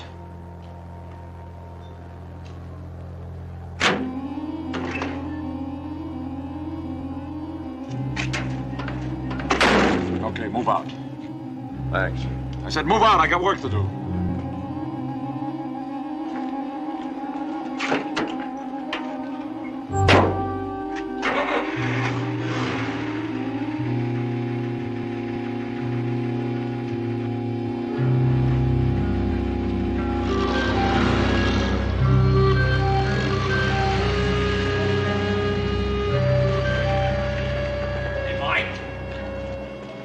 Your brother's window. They say it was the same kids who've been beating up on your nephew. You want to round him up? Fine. What'd they do a dumb thing like that for? Right in front of everybody. Everybody has a reason for what they do. Maybe, but shouldn't it make some sort of sense? I suppose it does. The guy who does a dumb thing. I'll check it out.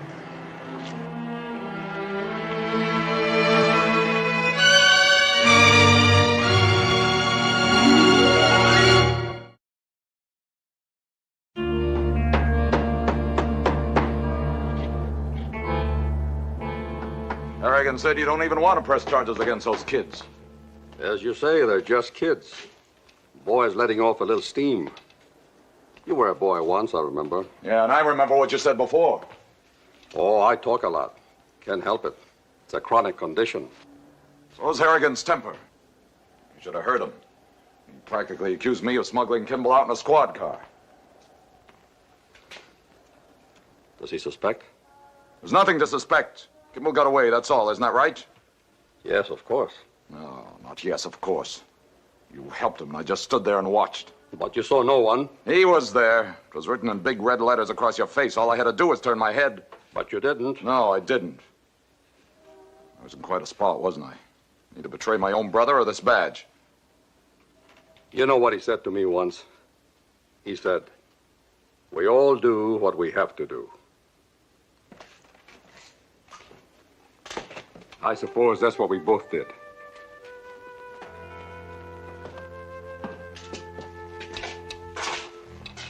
What we all did. A fugitive lives with many emotions: hope, gratitude, loneliness. But among the emotions, one stands out: fear. And every day it's embedded a little deeper, each step taken a little faster, as the contest continues to take its toll. Bond, I tell you I need that reserve. And these people know they're being sacrificed for an experiment. I'm only interested in one thing: finding a cure for our homegrown brand of meningitis. And you don't care how many people you kill? Well, I do. I'm gonna put those people on Superior. Kimball, you try to treat those patients, and I'll turn you in.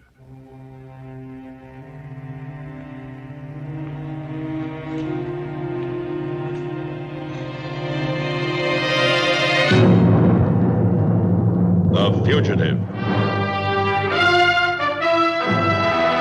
A QM production. Starring David Jansen as Dr. Richard Kimball, an innocent victim of blind justice, falsely convicted for the murder of his wife.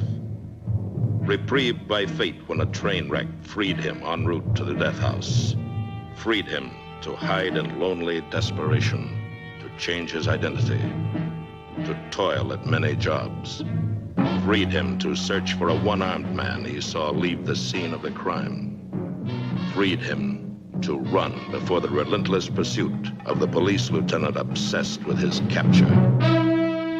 The guest stars in tonight's story: Carol Lawrence, Carlos Romero, and special guest star Arthur Hill.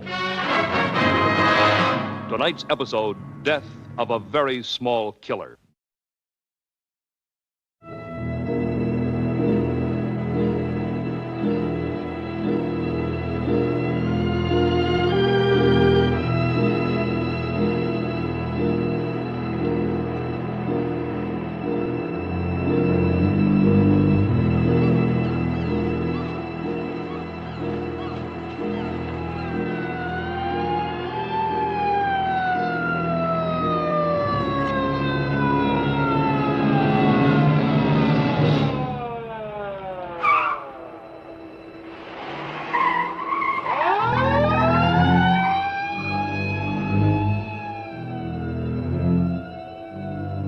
Trouble, mate?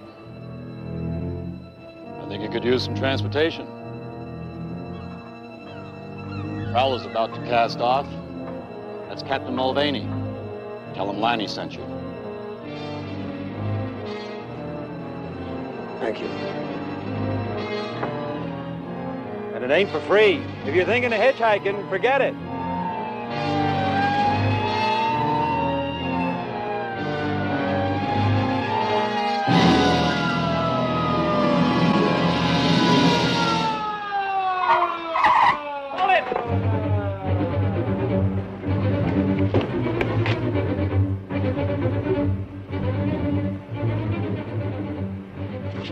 That's not him.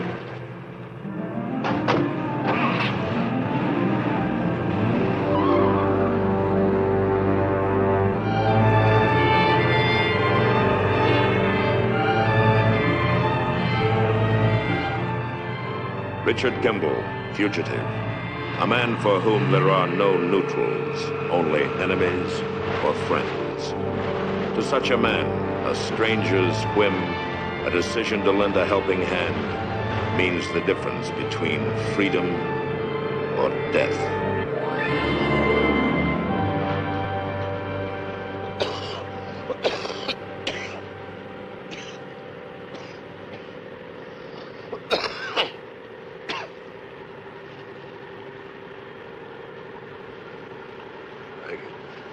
Not a matter of thanks. That $100 don't half cover it. I'm short-handed, so you can work out the difference. All right.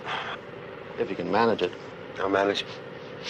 We'll be putting in at Puerto Banales for supplies and fuel. After that, it's a 6-week run to the fishing grounds. You can come along with us, or we can drop you off at Puerto Banales. Puerto Banales would be fun.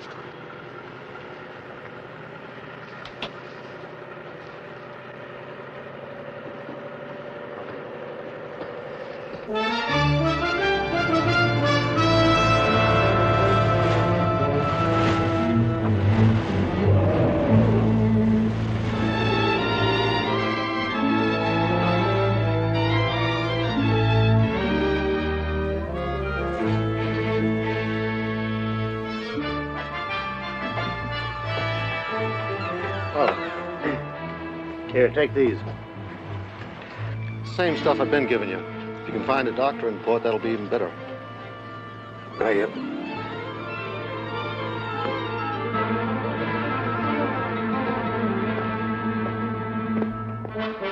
Good luck.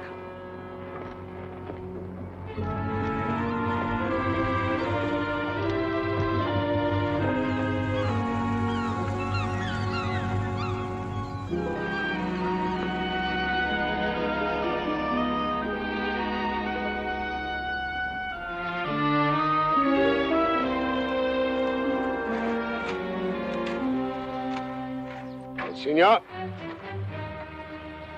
Habla inglés? Yes, senor.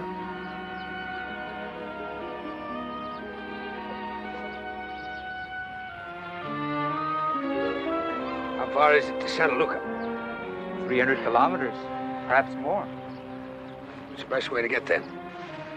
This is Puerto Vinales. There is no good way to get any place from here. Isn't there a bus? Some men call it a bus. It leaves tomorrow at 10 in the morning in front of the municipal palace. It's a place to stay. Sancho Modesto has clean rooms and good food. There, next to the church. Thank you. De nada, señor.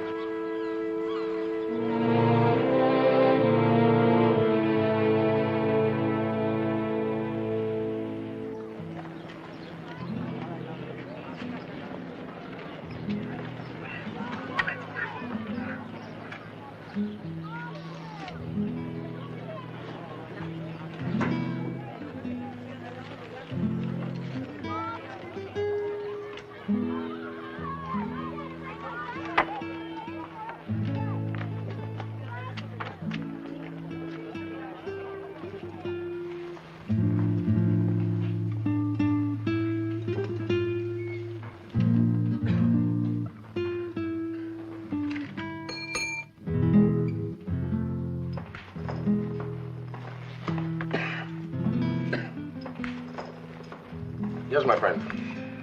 How much for a room? The rooms are 25 pesos and 50 pesos. That's $2 and $4. For one person, the $2 room is big enough.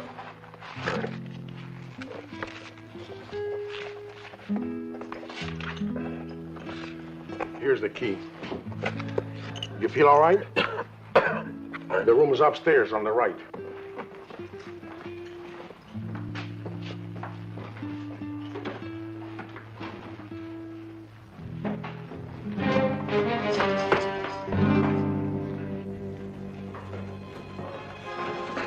What's the matter? What's wrong? Here, come. Shall I carry him to his room? No, he's very sick. Can you hear me? Just get the pills in my pocket. Yes. Penicillin. How long have you been taking this? About 3 days. Can you walk? I can make it tomorrow. No, he's not going to his room. Take him to the truck. Give me a hand.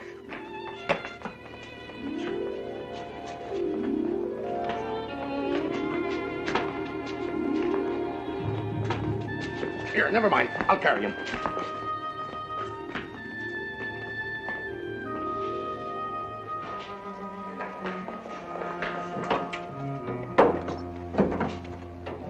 Here. Careful, careful.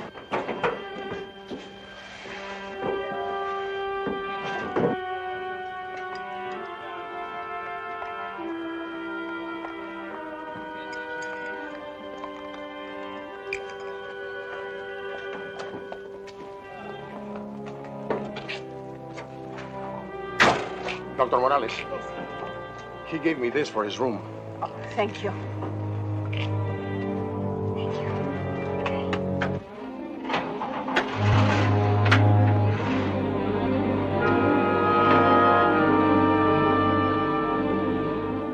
Luis?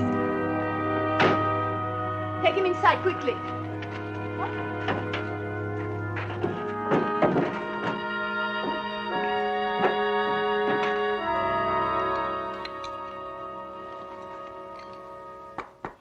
How often have you been taking the medicine I gave you? 3 times a day, like you told me. What else have you been taking? Dr. Howell, you didn't give me anything else. Yes, Diego, but how is it that the medicine I gave you to correct the irregular beat of your heart has in fact been doing the opposite? Am I a doctor to know this? Diego, what else have you been taking? My brother, he found a miracle cure. Made out of the Asana cactus. Your brother. What else have you been taking? Nothing else. Oh, of course, except for the herbs from my wife's kitchen. If one medicine is good, then 3 must be 3 times as good, hmm? Oh, Senor Dr. Howell, you hit the nail on the head. I'm going to give you a new prescription. See. Pine wood? 6 feet long, 1.5 feet. Dr. Howell, this sounds like a coffin. That's right. I want to tell my wife and my brother I can no longer take their medicine. May I see you, Doctor? Goodbye, Diego. Goodbye, Doctor. Where are you dragging me? You have a new patient in room A. Another one of your suffering people. One of yours this time. An American. Found him in Sancho's. Wandering sailor, no doubt. Well, you're a doctor. Why don't you treat him? Weeks behind in my work. I know that, Frederick, but I think you should see him. Easy enough to see who's running this clinic.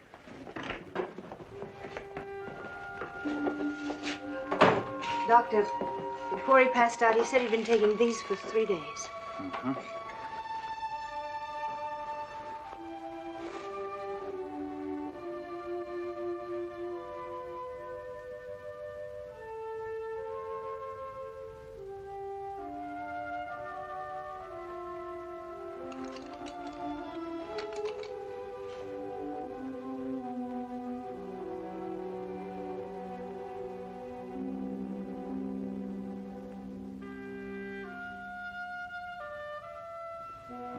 Pulse 110, pupils dilated, absent breath sounds in the right middle lobe. Temperature 104.4. Diagnosis? Pneumonia. Start an IV, 500 cc's, 5% glucose and water. And leave word to call me the moment you regain consciousness. Even if you're asleep? Oh, I won't be sleeping. I'll be working in the lab. You really shouldn't. You've been working every night this month. When are you going to rest? When I find what I've been looking for. All right. I'll call the American consul in Ciudad Hernandez tomorrow. No. No point in wasting phone calls.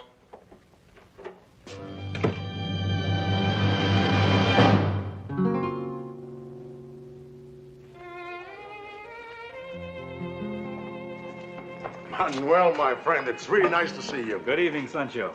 And good evening to you, Manuel. Oh, how's your beard? Same as always. Well, in that case, I'll have one. Carlota, one beer for the sergeant, please. Sit down. Thanks.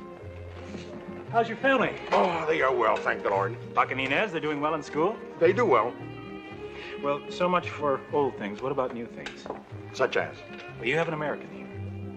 Oh, yes. What's your interest? I would just like his name, that's all. Let's look in the register.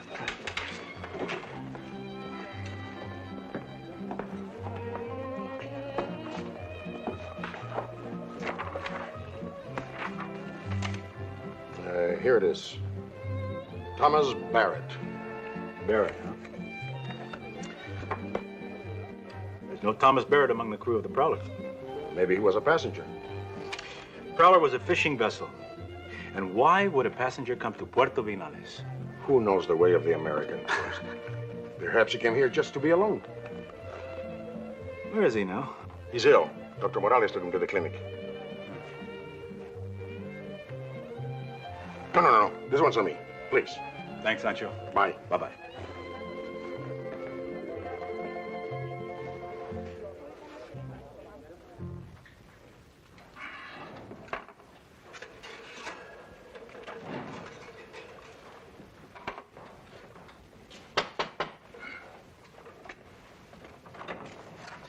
You're working late tonight.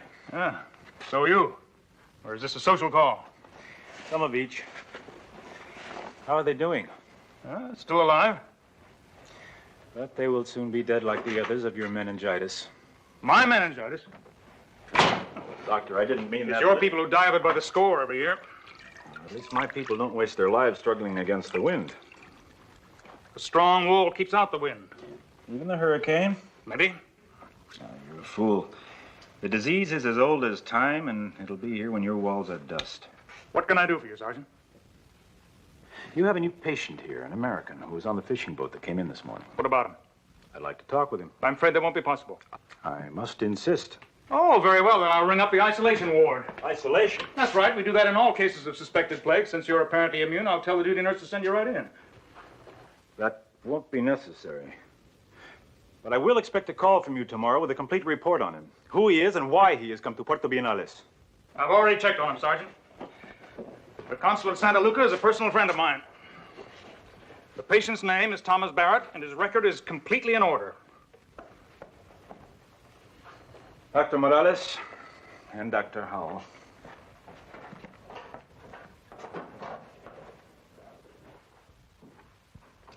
What did he want? The usual bureaucratic idiocy. I brought you some potato soup and tortillas with fresh butter. Soup. Oh. All right, I'll knock it out. Maybe you should relax for a while. You mean because I failed? Failure is no disgrace. You do have a clinic to run.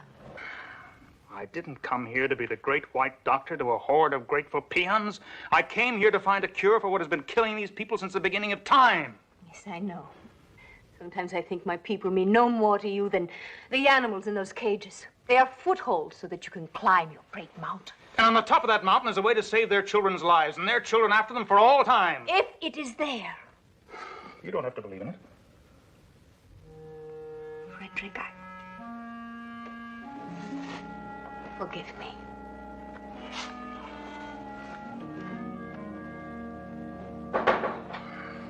Doctor, the American is conscious now. I'll be ready. Do you want me to go with you? No, you lock up here. Where is this place? You're in the clinic of Puerto Banales, senor. All right, Arturo, I'll take over.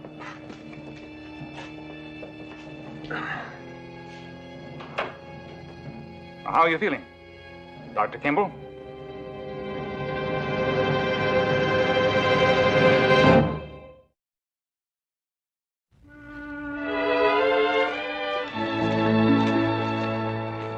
Later, senora, later. Later.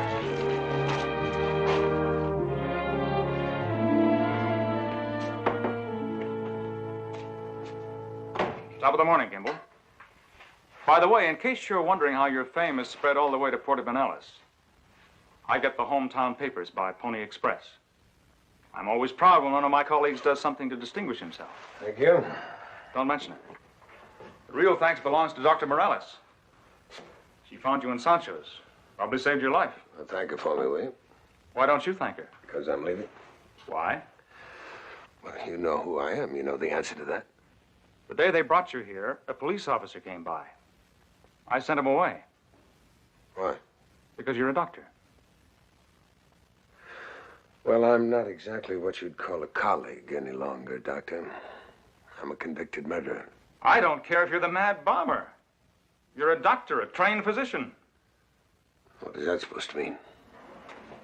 Some time ago, I made an enemy. His name is meningococcus meningitis. I chose it, I picked it, and I've been fighting it all my life. It's all coming back, isn't it? There's already a prescribed treatment for meningococcus meningitis. Is that what you're going to tell me? Yeah, well, I was. But obviously you're talking about a particularly resistant strain. Exactly. You see, I was right. You will be a help. The disease is endemic to this province, as it is to most of tropical South America. I've found a partial control. If we catch it early enough with saparidone, about 50% recover. But there's no complete cure. I'm going to find one. Well, what am I supposed to do? You're a physician. I can't run this clinic and do my meningitis research, too. Not the way I want to. I need help, Kimball. I need time. You can give it to me. I'm sorry. You leave here, you won't get out of this province. You turn me in? Mm-hmm. I see. Well, is it a deal?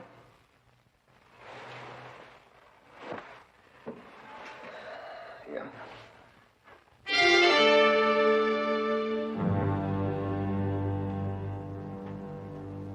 What are you doing? Taking fingerprints. The American who's at the clinic. The American again. What has he done to gain this attention? I want to find out who he is. Why he has come here on a fishing boat on whose rolls he is not listed. Rodriguez, you are forgetting the first lesson of a good policeman. Mind your own business. Well, if nothing else, he is in this country illegally. I would like to get this to the FBI in Washington. How? The mail goes to Santa Luca once a week. By the time it gets there, comes back, and goes to Washington. Your friend, if he is wanted, will be long gone from here.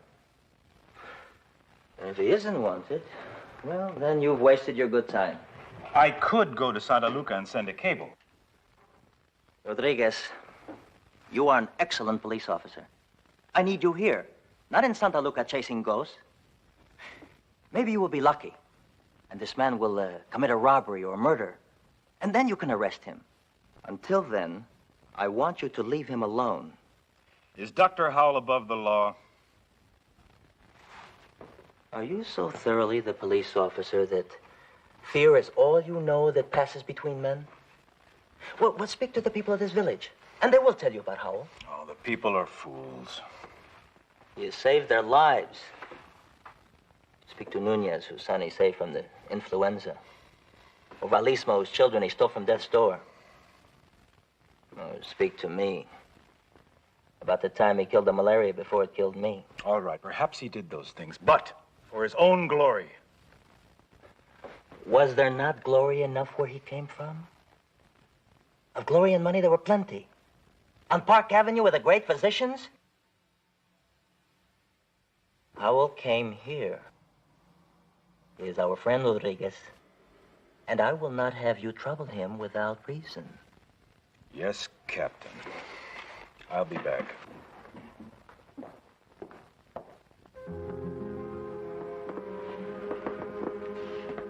This is the isolation ward. Are all these cases meningitis? Yes. Has it been declared an epidemic? Well, they're not all local cases. Dr. Howell was requested to see cases all over the area. Here's a typical one in its critical stage. Otitis media, pneumonia, cranial nerve involvement. She was flown here from a village near Dos Piedras. Well, surely they must have better hospital facilities at Dos Piedras. Yes, but there is no cure for the disease. Dr. Howell is at least getting close to finding one. The more cases he has to study, the sooner he'll be Sooner he'll what? He hasn't time for the cases he has now. Conditions are not ideal, Doctor. That's what you're here for. These people were here long before anyone knew I was coming. You and Dr. Howell have more than you can handle without importing any new cases. Well, you seem to have acquired a great deal of knowledge in your short stay here, haven't you?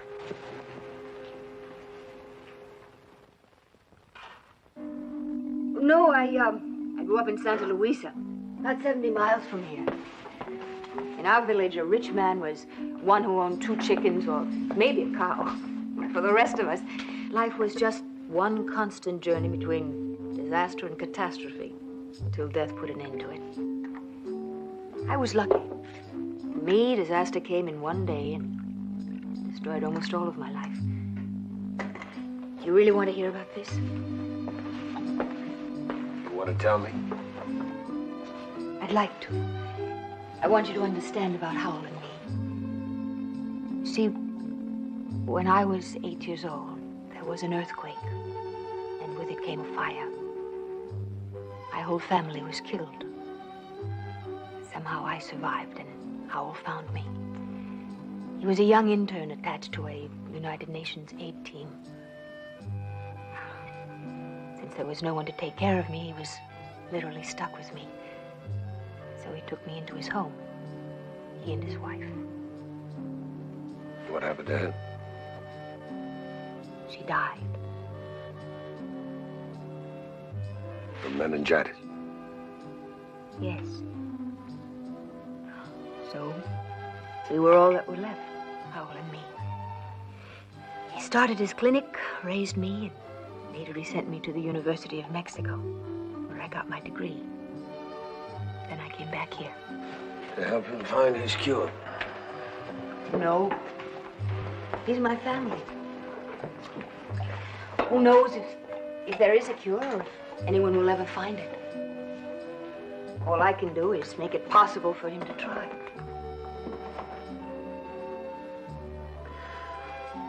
Rain, Don't feel sorry for me, please don't. I don't feel sorry for you.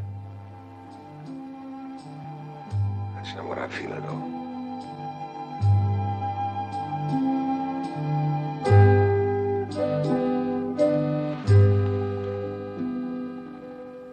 Kimball, take a look at this.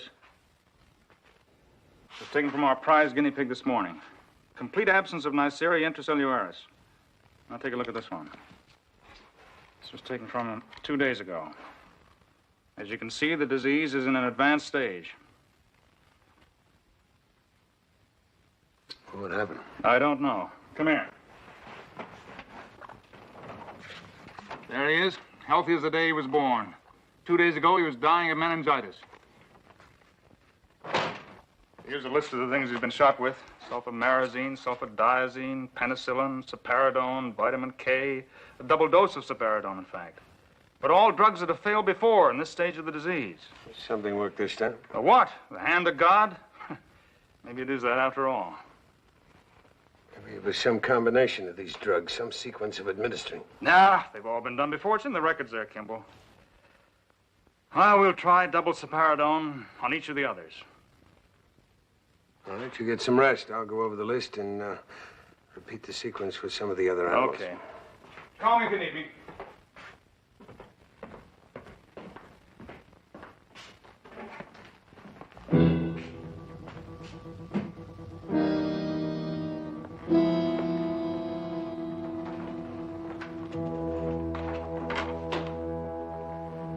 Mr. Barrett, I'm pleased to see you've made such an excellent recovery. I'm Manuel Rodriguez. Good morning. How goes the great work? Well, you'll have to ask that of Dr. Howell. Well, Dr. Howell, unfortunately, does not always tell me what I wish to know. When I asked about you, for example, he told me very little. You come here from nowhere, knowing no one here, and 3 weeks later you're working for Dr. Howell. And all this is very strange, Mr. Barrett. Can you explain it to me? Well, there's nothing to explain. I don't know what you want to know. I have this work to do. I do it. That's all. Oh, you do it very well. Some of my friends have been fortunate enough to be your patients. They say you're a skillful doctor, almost as good as the heroic Dr. Howell. Thank you. Yes. Well, I'll be seeing you, Mr. Barrett.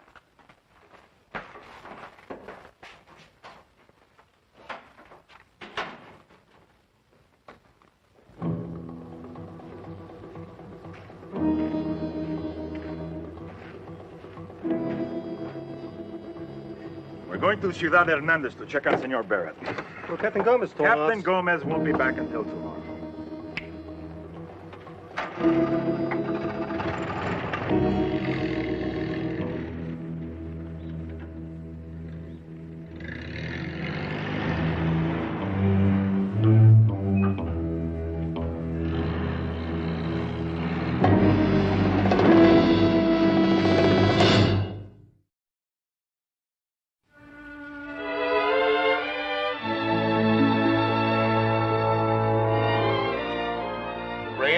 Go and call him.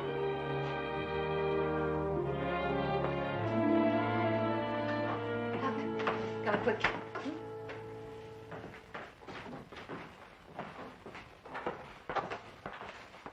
You were right. It was a sapariddone, a double dose. That and the standard amount of sulfadiazine taken in alternation. Last night I treated 8 infected animals. This morning there were signs of favorable response in 6. Congratulations. Well, we've got 42 patients in various stages of the disease out there. I'll start the treatment immediately. 4 grams a day. Sapariddone is still listed as an experimental drug. Look, I know about the side effects, but that's limited chiefly to heart patients and pregnancies. Besides, you saw those animals. Yeah, but they were just animals. These are people. The manufacturer says that anything over 2 grams may prove to be fatal. What about the 50% who are still dying of the disease? I'd call that fatal, wouldn't you? Well, it'll be a few days before we really know whether we're successful. Well, I can't stay that long, Howell. Why not? Why can't he stay? Who knows? Maybe he's got a big business deal waiting for him in Santa Lucia. Thomas, That's not his name. His name is Richard Kimball, and he's wanted for murder. I don't believe it. Ask him.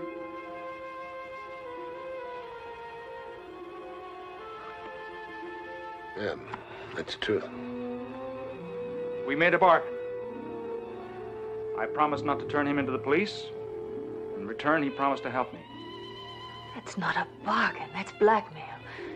What are you going to do now? Turn him in? He lived up to his end. As far as I'm concerned, he's free to go. And will you? Now that you're set free. Raina, go outside, please. Raina.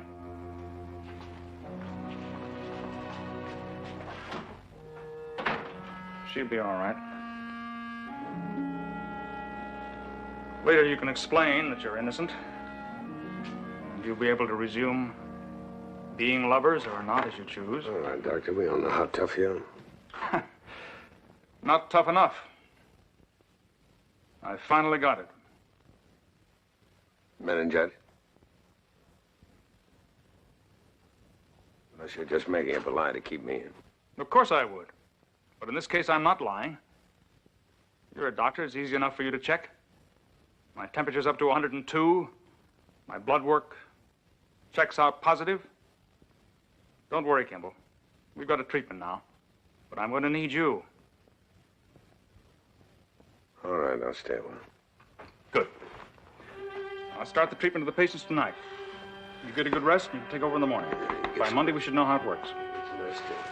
I'll be all right.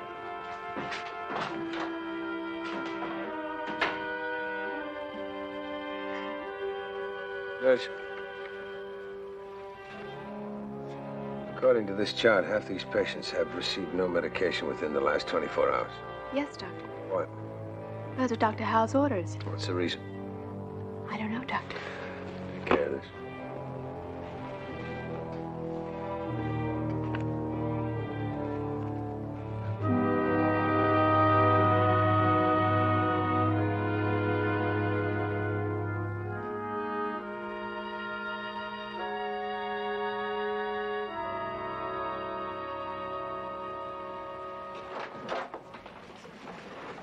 Hello, Kimball. How's it going?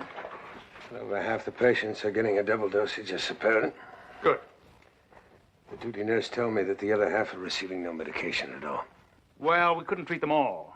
We ran out of Saparidone. When we get some more, we'll give it to them. So the patients came here for treatment, too? I'm aware of that, Kimball. But this isn't Rockefeller Center, where you pick up the phone and your order's delivered before you hang up. The last batch of antibiotics took 3 weeks to get here, and half of it was unusable. I've ordered some more, and I hope it gets here before the week's out. Until then, there's nothing more to be done.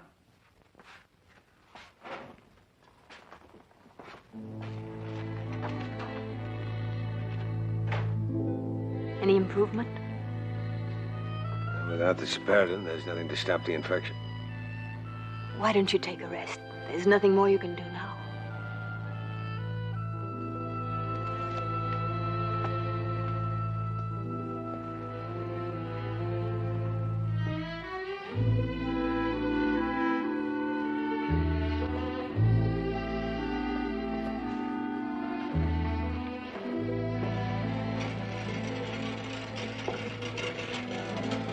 Where did this come from? From Santa Luca, senor. The supplies that were ordered. Surgical instruments, alcohol, rubber gloves, rubber sheets. Where are the antibiotics? There are none in this order, senor. Dr. Howell ordered a supply of Separin. The supplies were delivered last week. Are you sure? I delivered them myself, senor, to Dr. Howell himself. Thank you.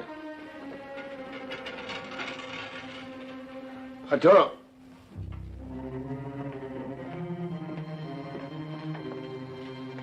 Where do they keep the reserve medical supplies? Well, all the supplies are kept in the medicine closet, Doctor.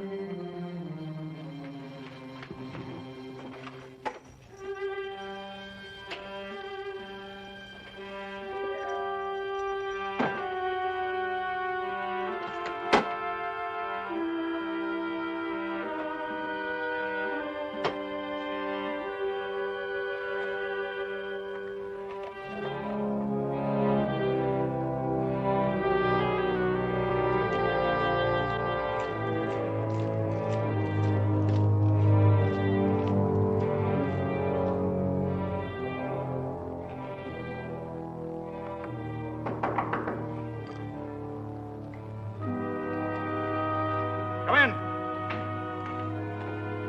Oh, I just spoke to Raina. She says that some of the patients on the increased Saparidone seem to be responding. Their fever is down. The blood and spinal count is greatly improved. And what happens to the people that aren't receiving the series? Well, in a few days, we'll have enough to start them on it, too. Until then? We've been through this, Kimball. I told you we've run out.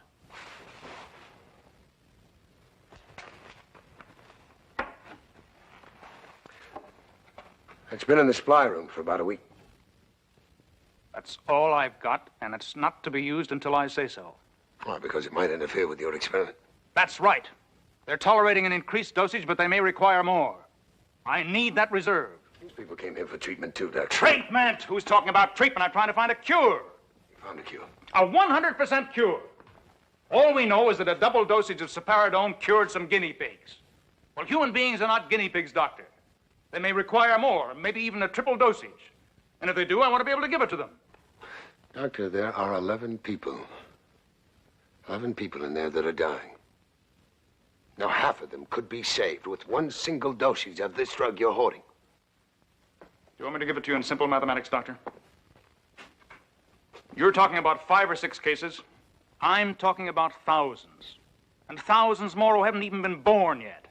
No, I'm talking about 11 people who came to you because they thought you could help them. But if the ones I'm treating now don't respond, I tell you I need that reserve. And these people know they're being sacrificed for an experiment. I'm only interested in one thing. Finding a cure for our homegrown brand of meningitis. And you don't care how many people you kill? Well, I do. I'm going to put those people on Saparidone. Kimball, you try to treat those patients, and I'll turn you in.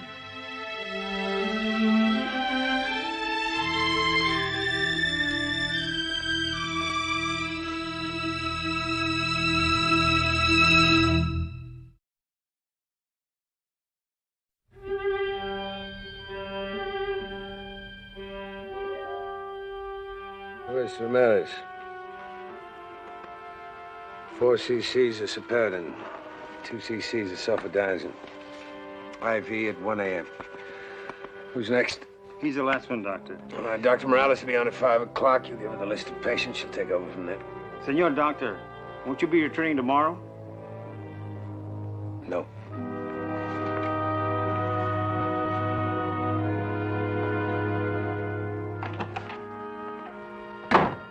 Congratulations. The attendant phoned as soon as you'd left. Loyalty to the chief. Kimball, I must say you surprised me. I didn't think you'd have the nerve. Unless you didn't really believe I'd call for the police. I believe it. Well, as it happens, I didn't call. Why not? No point in it now. You messed up the great experiment. But clapping you into a jail isn't going to solve that. Besides, I need you here.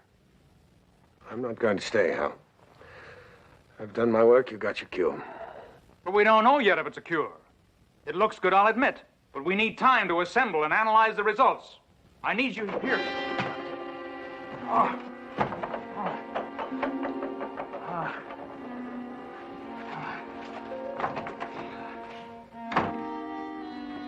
Raina! Arturo!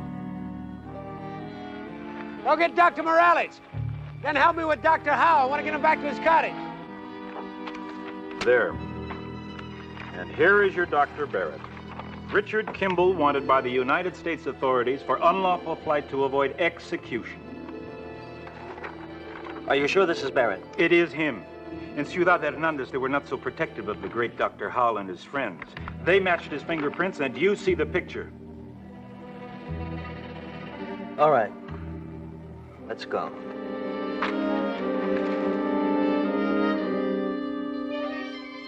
He'll come around when the nitritol takes effect. We'll be outside.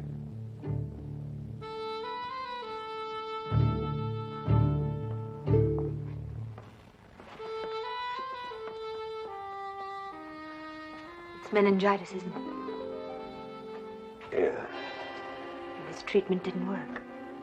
He gave it to himself, and it's useless. But there's still a chance. What chance? He's been carrying the infection around for weeks.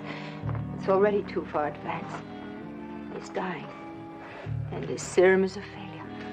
Rena, what can I do, White? You've done more than you had to. You owe us nothing. And I know now that you have to leave, so The doctor, he is asking for you.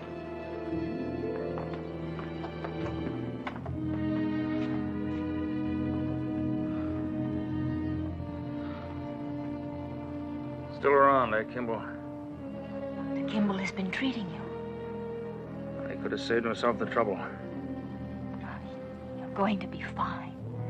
My dear girl, I've been studying this disease for longer than you've been alive.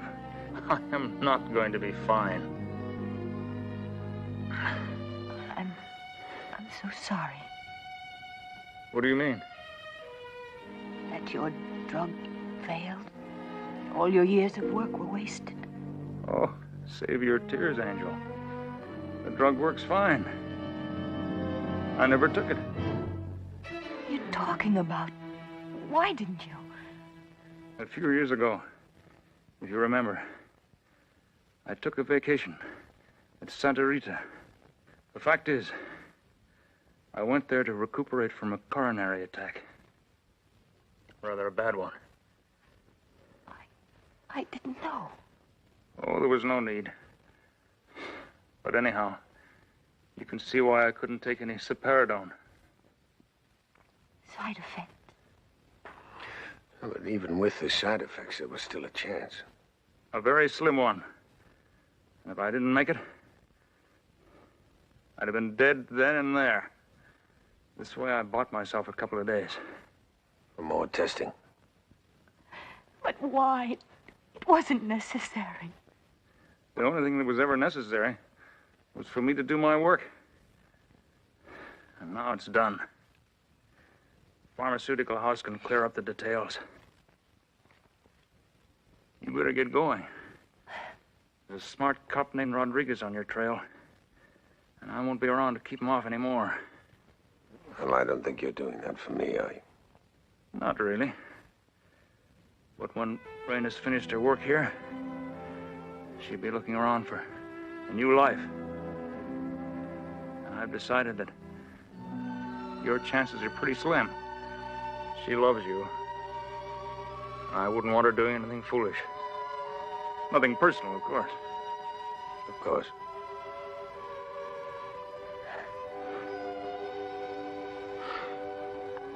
I love you. I love you, my angel. Go now. Take him to the ocean at San Pablo. You can get a boat there. Go now. Quickly.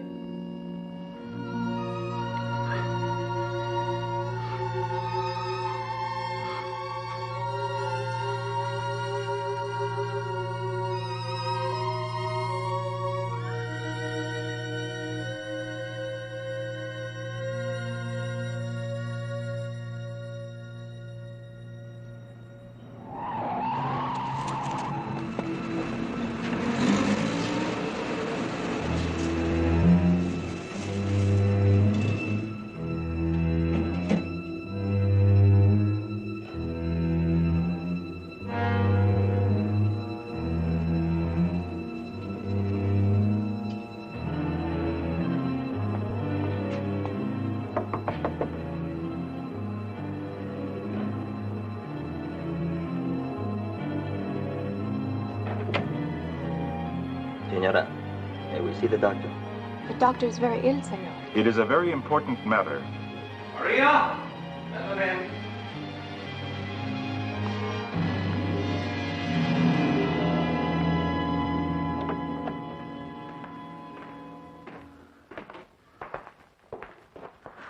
Dr. Howell, I beg you, forgive the lateness of the hour.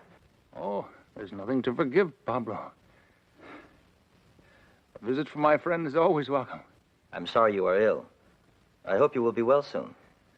No, I will not be well again, Pablo. My enemy has at last caught up with me. The meningitis? I am dying, my friend. We have business, Dr. Howell. Be quiet. You're in the house of the doctor. Oh, that's all right, Pablo. How can I help you? The man who worked with you, the American, Senor Barrett, where is he? Oh, he's not here anymore. Why? What do you want with him? Is this the same man, Senor Barrett? Oh, of course it is. I saw him only yesterday. Why are we wasting time? No. This is not Barrett. Barrett looks nothing like this. Captain Gomez, this is a lie. I have seen this Barrett with my own eyes. Dr. Howell says it is not Barrett. That is good enough for me. Captain, this is madness. And we still have time to catch him, to set up roadblocks. Barrett is Kimball. The doctor says no. All his life, he has labored for us, and we have in return given him nothing. Now, the least we can do is to believe his dying words. I am sorry, Captain, but I am calling some men here to search the clinic and the grounds. I have given you an order, Sergeant. If you disobey it, you can seek employment with your friends in Ciudad Hernandez. Goodbye, my friend. Vaya con Dios.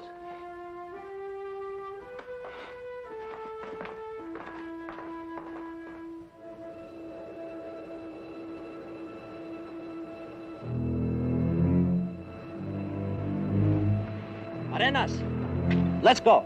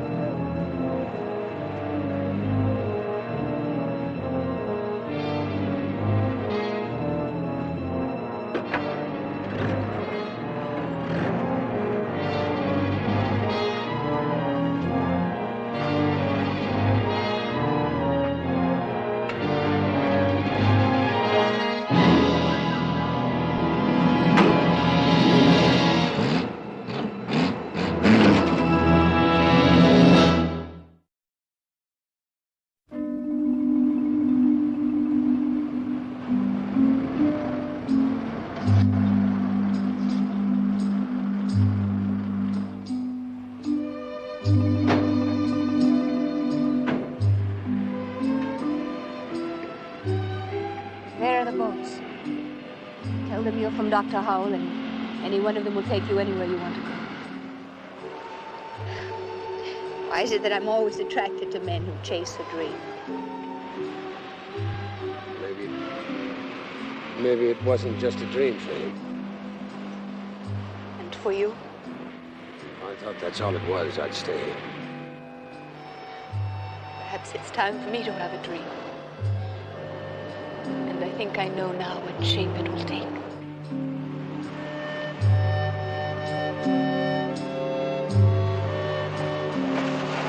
Bye, Richard.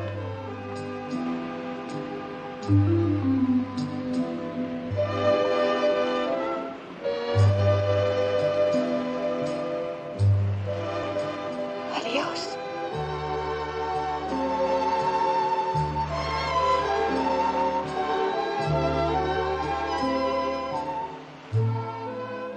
To Richard Kimball, the fugitive, the respite of love is brief.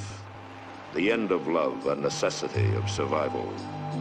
In flight from the numberless enemy, darkness and loneliness are harsh, but sheltering friends.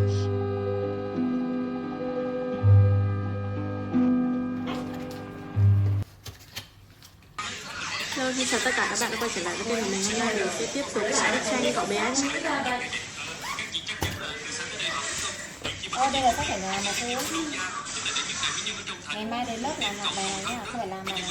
Hôm nay làm rồi, còn ai chỉ được trả lời giơ tay nhá. Đúng rồi. Con đi ngủ mẹ ơi. 9:30 rồi. À rồi. Đau mẹ con.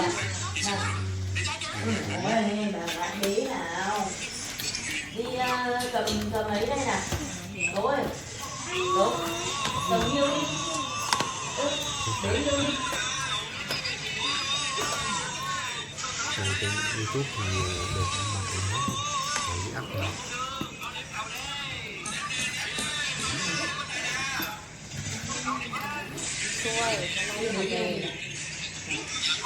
Để bình nước ở dưới nhà để còn rửa. Vô đâu? Hả? Không vô đâu. Tính lên. Tính lên đâu?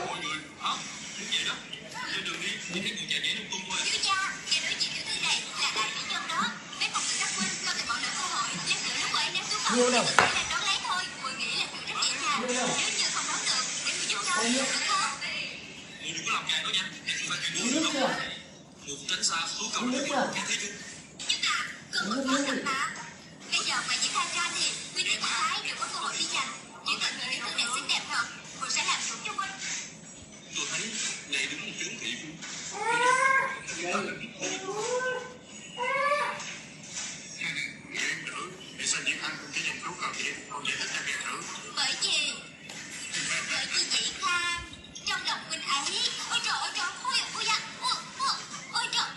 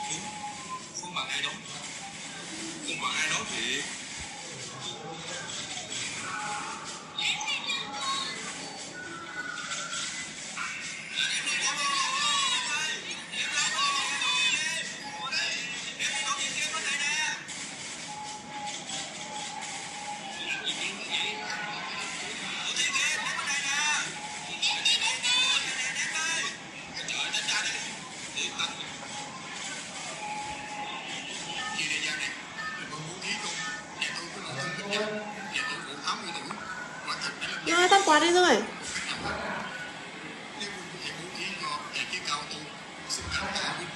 Hả? Tắt ra đỡ bay.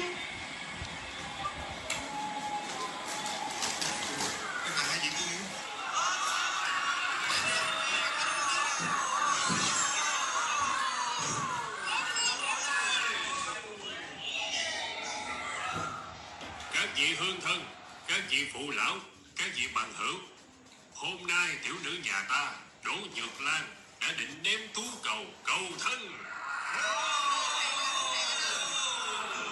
Chỉ cần nam tử độc thân vẫn chưa kết hôn, tuổi tác thì 25 tuổi đổ lại, 18 tuổi trở lên, cho dù là ai giành được tú cầu lập tức thành hôn.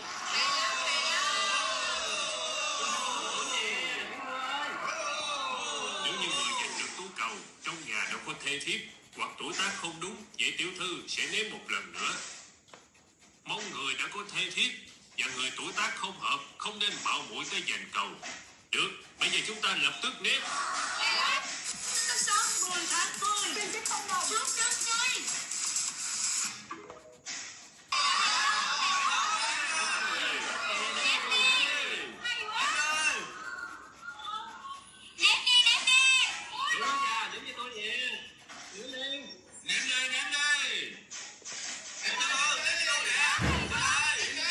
Gì đấy?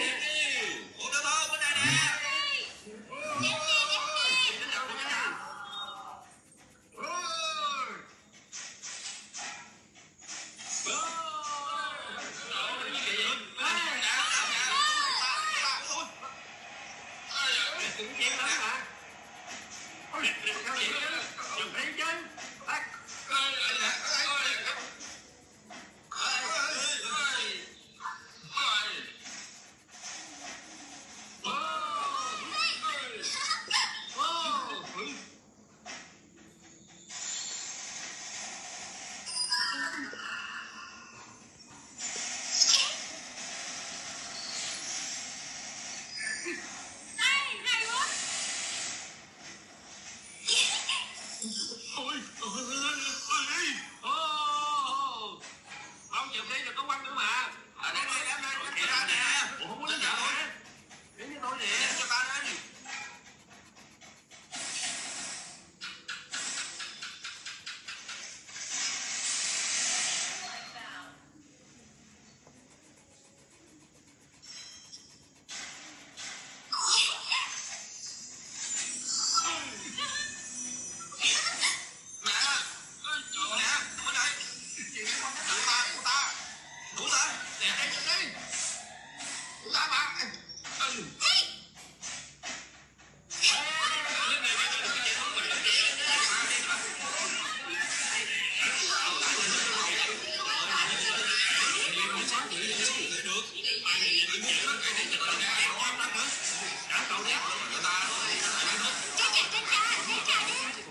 tên đó. Tú cậu đã trúng người này sao? Ê, Quỳnh nói Quỳnh tên là gì vậy? Tôi Tề Chí Cao. Tề Chí Cao. Tân Lan là Tề Chí Cao. Tề Chí Cao.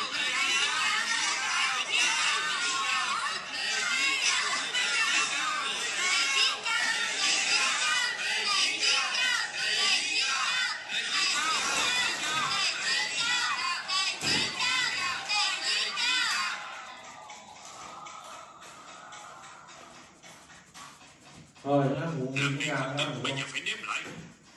Tại sao lại không tin chứ? Không phải chính miệng ông nói sao? Chỉ cần trong nhà chưa có thầy tử, tuổi tác phù hợp chính là Tân Lan. Trong nhà Quỳnh có thầy tử không? Quỳnh bao nhiêu tuổi? Tôi không có thể tự. Về đó mà phải là ca. Nhưng mà người ta chê bai tôi bỏ đi vậy. Ê, Con cái nhà nghèo, đói khổ rách rưới, còn nói gì tới thành thân chứ.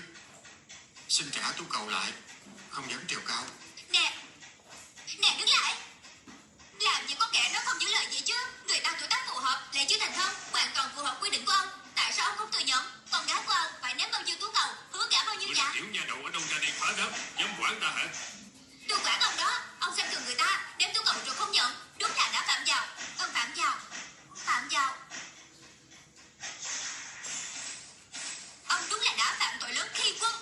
Cái gì? Tội lớn khi quân cái gì chứ? Quân ở đâu ra mà quân? Ta thích ném cầu mấy lần thì ta ném mấy lần đó. Điện Lâm Ô, nghe ta nói một câu. Tề Chí Cao, ta nghe ngươi nói chuyện nhã nhặn, ngươi từng học hành sao? Từ nhỏ đọc sách, nhưng trăm thứ vô dụng là thư sinh đó. Ai nói vậy chứ? Có từng tham gia thi cử, đầu kỳ thi vương, sau này nhiều lần thi cử thất bại. Tuổi còn trẻ như vậy, tiền đồ trên đất rộng mở, không nên dễ dàng từ bỏ. Hôm nay ta đi ngang qua đây, gặp phải một chuyện lớn như vậy, ta phải quản chuyện này chắc rồi. Đội tiên sinh không nên chê nghèo hám giàu. Ta thấy tin Tề Chí Cao này tương lai sẽ lên như diều gặp gió. Nếu trời đã giúp ngươi chọn con rể thì ngươi nên chấp nhận đi. Phúc Lương, tặng quà chúc mừng của ta. Dạ. Không biết là quà gì đó. Đây là quà lão gia nhà ta cho ngươi. Sau khi thành hôn, hãy nhớ là phải tiếp tục tham gia kỳ thi đó, biết không? Quà kìa.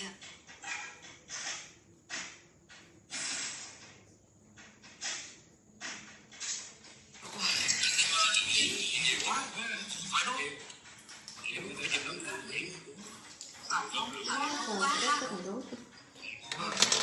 Đủ đời rồi.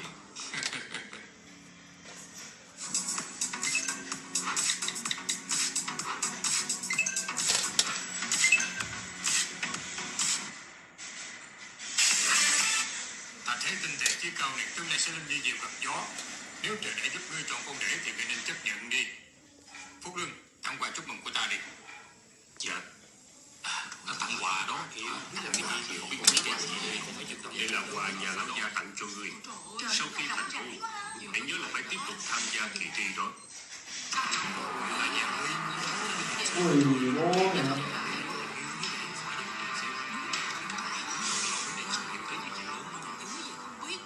Chị tiên sinh này xưng hô như thế nào? Ta họ Ngải. À, Ngải tiên sinh mời vào trong dùng cơm. Không cần đâu, bọn ta còn phải lên đường. Gặp được hỷ sự trong nhà ngươi, coi như có duyên. Có phải ngươi đã quyết định gả nữ nhi của nhà mình cho Tề Chí Cao không? Cái này... Kỹ sư phụ, có đem theo giấy bút không? Tôi đoán thế nào lão gia cũng dùng thế đó. Tuy không đem theo, nhưng tôi đã mượn một bộ của Đỗ gia. Chỉ là ở đây không có vàng, làm sao viết đây? Viết trên lưng tôi đi.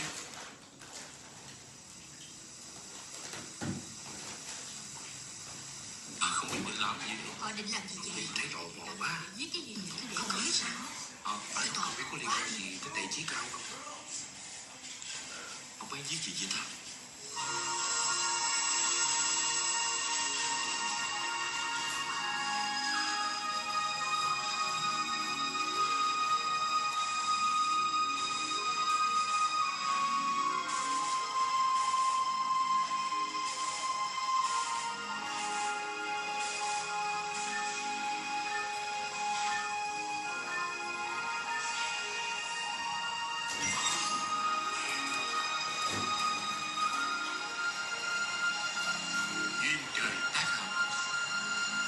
Mưa.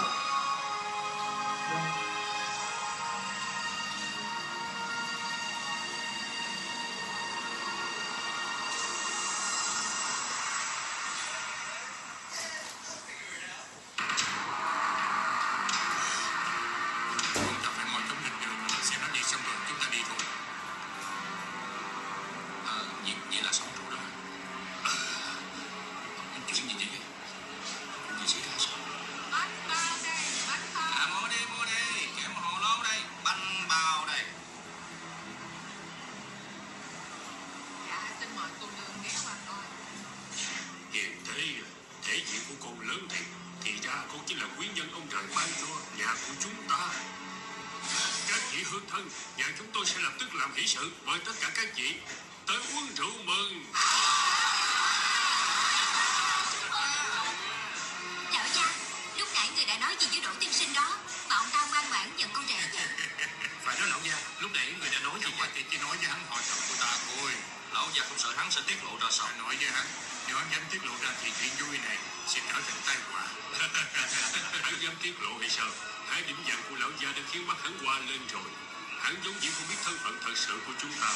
Tới khi lão gia nói với hắn thì hắn nhờ người ra luôn. Nô tỳ thấy tề chí cao, tướng mạo phong nhã ưa nhìn, nói năng nho nhã đúng mực, chắc chắn không phải là một người tầm thường. Hôm nay có thể tạo được mối nhân duyên này đúng là một chuyện tốt đẹp. Sao vậy? Muội dự ý hắn hả? Sao muội không nói với tỷ một tiếng? Vậy thì tỷ sao không để cứu cầu cho cô nấy rồi? Nè. Tiểu yến tử, không được ăn hiếp tiểu di đó. Lão gia, bây giờ người thích tử di